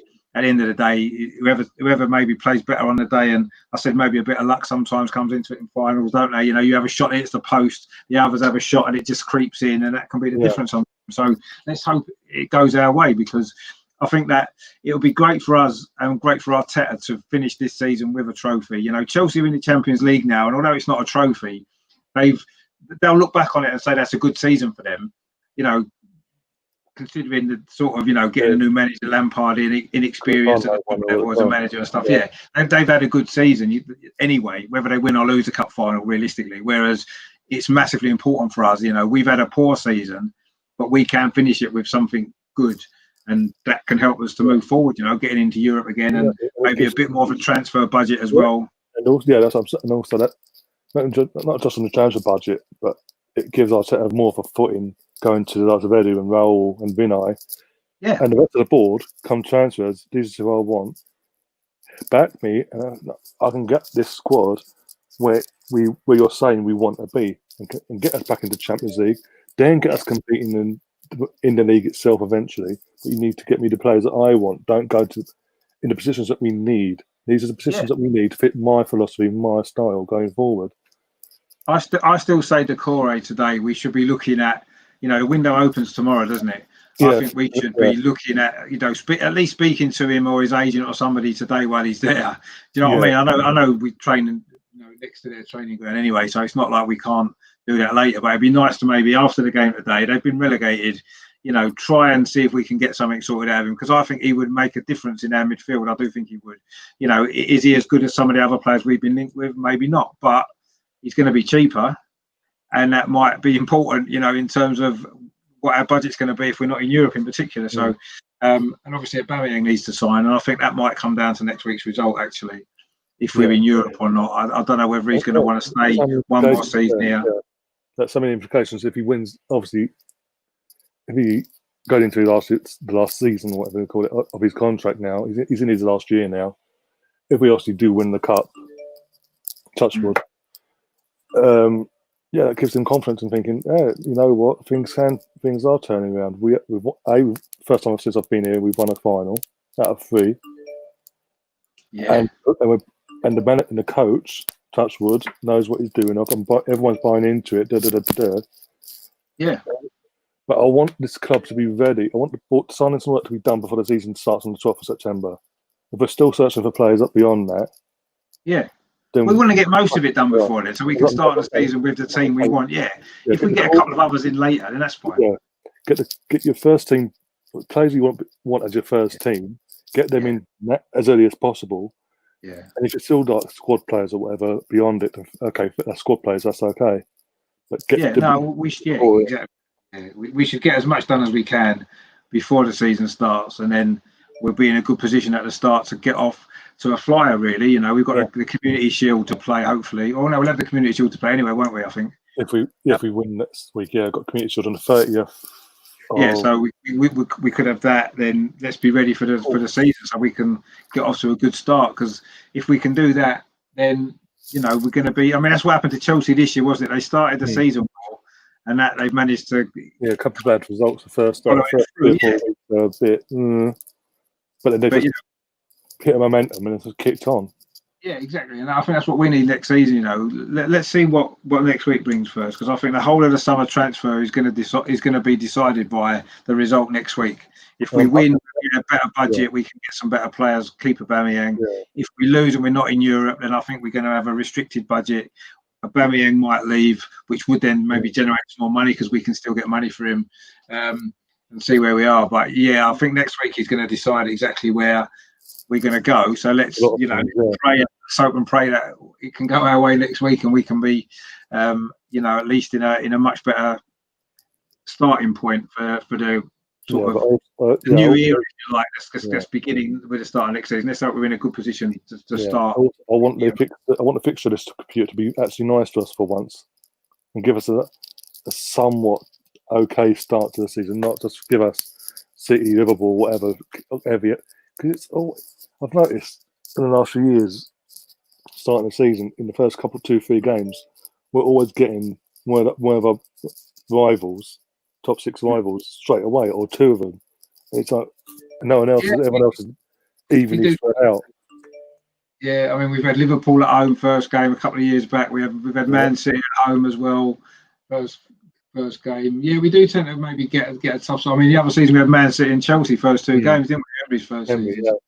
Yeah, it'd be nice to get some maybe, but then you never know what's going to be an easy game. But yeah, sometimes some of the promoted teams, like Leeds, for example, that could be a tough game to have as well. If we were to get Leeds first game. I just want a more balanced out fixture list for us, not just everyone in one, all the big boys in one hit. Yeah, hopefully it'll be. I mean, to be fair, you've got to play everyone at some point twice. I want to get momentum as well. And you don't really know, do you? We could get Man City first game. Man City might not be really prepared at the start of the season. It could be a good time to play them. Or we could get Liverpool first game. They've still got a hangover from winning the league. You just don't know, do you? So let's just see what happens, really. Oh, he's gone again. But at least we won today, and that's the main thing. So let's take some of that, certainly the goals today. You know, a couple of good goals, and the penalty, and let's build on that for next week. Yeah. So I'm going to start wrapping things up now because I need to get me anyway because it's the same as well, and then freshen up and get the bag ready for tomorrow morning for the gym. The first day back tomorrow morning. Now in months. I went lunchtime today for the first time. It was good to be back. Yeah, I was going to go this afternoon, but it's just too much time. So I just thought, no, it was all. And plus, I've got to get back in time for you guys as well. So it's fun because obviously, even though my gym I'm using before this lockdown was a 24-hour gym, 24/7 gym run. Oh, right, yeah. But obviously, with everything going off, they've got to be open for a certain amount of hours. They can't be open when the staff's on site, basically. Yeah, our one's on limited hours still at the minute. So just at least it's open. So I'm trying to make the most of it. I might go tomorrow as well, just because literally, I'm feeling motivated at the minute. So literally first thing in the morning, I'm getting up, get myself sorted, get my bike up, ride down to about 20-25 minute ride down at the gym, get in the gym, do what I've got, and spend a few hours in the gym, catch up on the months I've lost out on doing and stuff. But that's what it's about. And also amongst all that, fitting the busy schedule for this week because I've got as you know, it's cup final week, so I've got a few things lined up. Thursday, you go have a double bubble of streams, one after the other by the looks of it, because Kevin Campbell last night agreed to come on around 5 o'clock in the afternoon/evening on Thursday for an FA Cup special show. I get a few other guests on as well, just to chat about FA Cup finals, FA Cup in general, what it means, my favourite moments, and obviously with Kevin being on as a player, what it's like to play in a final itself. Brilliant. And obviously, literally about an hour, half hour later, I've then got the FA Cup final, FA Cup quiz with you guys. So that's that'll be good as well. That'll be a busy Thursday, and then obviously there'll be other shows in between all that as well throughout the week, and then obviously the big one, the Watchalong, on this channel next Saturday, 5:30 kickoff, isn't it as well? Yeah. Are you around for that, by the way? Yeah, I should be. Yeah. I mean, I'm going to be watching it. I'm going to be watching it, so let's. I didn't want to, because obviously pubs are open in certain places, so I didn't want to just assume that you were going to be available. Yeah, I mean, no, I'm not going to watch it down at the pub. It's just up here. There's no Arsenal fans anyway, so it'd be pointless. Might as well, watch it on here. It'd be much more of a laugh. So exactly. So but hopefully we can try and get good one. Try and get all the game together for that one, because obviously we can have up to 10 people on here, so 9 other people on here. So try and put all the spaces up, and got my magnets in as well, a week in advance. Did an online Tesco order to buy a helm. I'm not going into the store because it's all gone out the window over it down here with the social distancing and all that, and people not wearing their masks even since this weekend. So I'm just like, nope, okay, I'm gonna do it online. So I've got me a couple of bottles of Magnus sorted, and busy week. A lot of content coming for the FA Cup. Richard, you've got to be on it a few times this week by the looks of it. That's fine. That'll be good. I'm looking forward to it. It's a cup final week. You need to make the most of it, don't you? Because it doesn't come around. I know we've been in a few recently, but it doesn't come around every year, does it? So got to make the most of it while you can as well. Exactly. And have a bit of a positive vibe considering the season, considering where we finish and all that. But winner final. I'll check as what. Technically 7 months in, but take out the equation, take into the equation of the lockdown itself. Technically, still 4 or 5 months into his actual job, doing coaching matches and all that. Yeah. And the performances have been better with this squad, but it's all, as Kenny said earlier, next season, if he's back, it's better seeing his squad and seeing where we go from that. Yeah. But exactly. With that, so cheers, Richard, for coming on. Are you doing your vlog this week, by the way? I will be. I'll be doing one obviously for this game, and I'll also do a preview for the cup final as well. Looking back at a few other cup finals that we've been in, and and obviously this particular one as well, and stuff like that. So I'll put a few things together this week, hopefully. But like you said, it's a busy week, isn't it? With cup finals, there's lots going on. And I'm playing football again this week as well, so that's going to take our best. But you know what? I love a cup final, FA Cup final especially. Yeah, it's the best. I mean, I can remember when I was a kid, it was the best day of the year, wasn't it? Watching the cup final. So to be in it it's the icing on the cake for the season, really. Isn't it? I know winning the league's more important and better, but the FA Cup final was still a great day. It's still great to be in it, and I'm looking forward to it. Every single one we've been in, I've looked forward to. So let's hope it's a good one this year again, as it has been recently. Yeah, and also, as we already know, we're wearing our new kits, the red and white, so we're in our home colours. So that'd be good. Yeah. But hopefully it'll be better weather than what I'm currently looking at as we speak. Hopefully it'll be a lot better weather. Yeah, hopefully it will. Yeah, I mean it's usually sunny on Cup final day, and it is July. It'll be August actually, so it's not sunny in August. What chance have we got? As I said, the day before my brother's 21st as well. So again, this is what it's thrown up, because obviously, this is on your birthday. The day, was it the day after? Yeah, it was originally on your birthday, but they moved it for TV reasons, whatever. Yeah. For the ones that are born in the summer, don't they usually have these competitive games with like, no, you don't. Yay, on our birthdays. Yeah, we never normally even play friendlies on my birthday. So that's like June's 1 month where there's not normally any game unless it's a World Cup one. I've seen England playing a World Cup a few times. But well, usually with me, because my birthday's on the 20th of May, so usually it's either the end of the season itself or a cup final. It's either one of the two. Yeah, it's a good time to have a birthday, isn't it? Right at the end of the season. Some exciting stuff usually goes on, but usually it used to be when I was growing up. Anyway, when in the well, time, yeah. But cheers for that coming on, and see you during the week. And everyone else in the chat, cheers. See you when I can. But as you know, follow me on social media. Once I've got everything in place, shows go up on announcements go up on there about 4 or 5 hours beforehand. And if you haven't already, do subscribe. Hit the notification bell so you don't miss a second of it all, because it'll be one ahead of a week, as I said. But until next time, up the Arsenal. Up the Arsenal.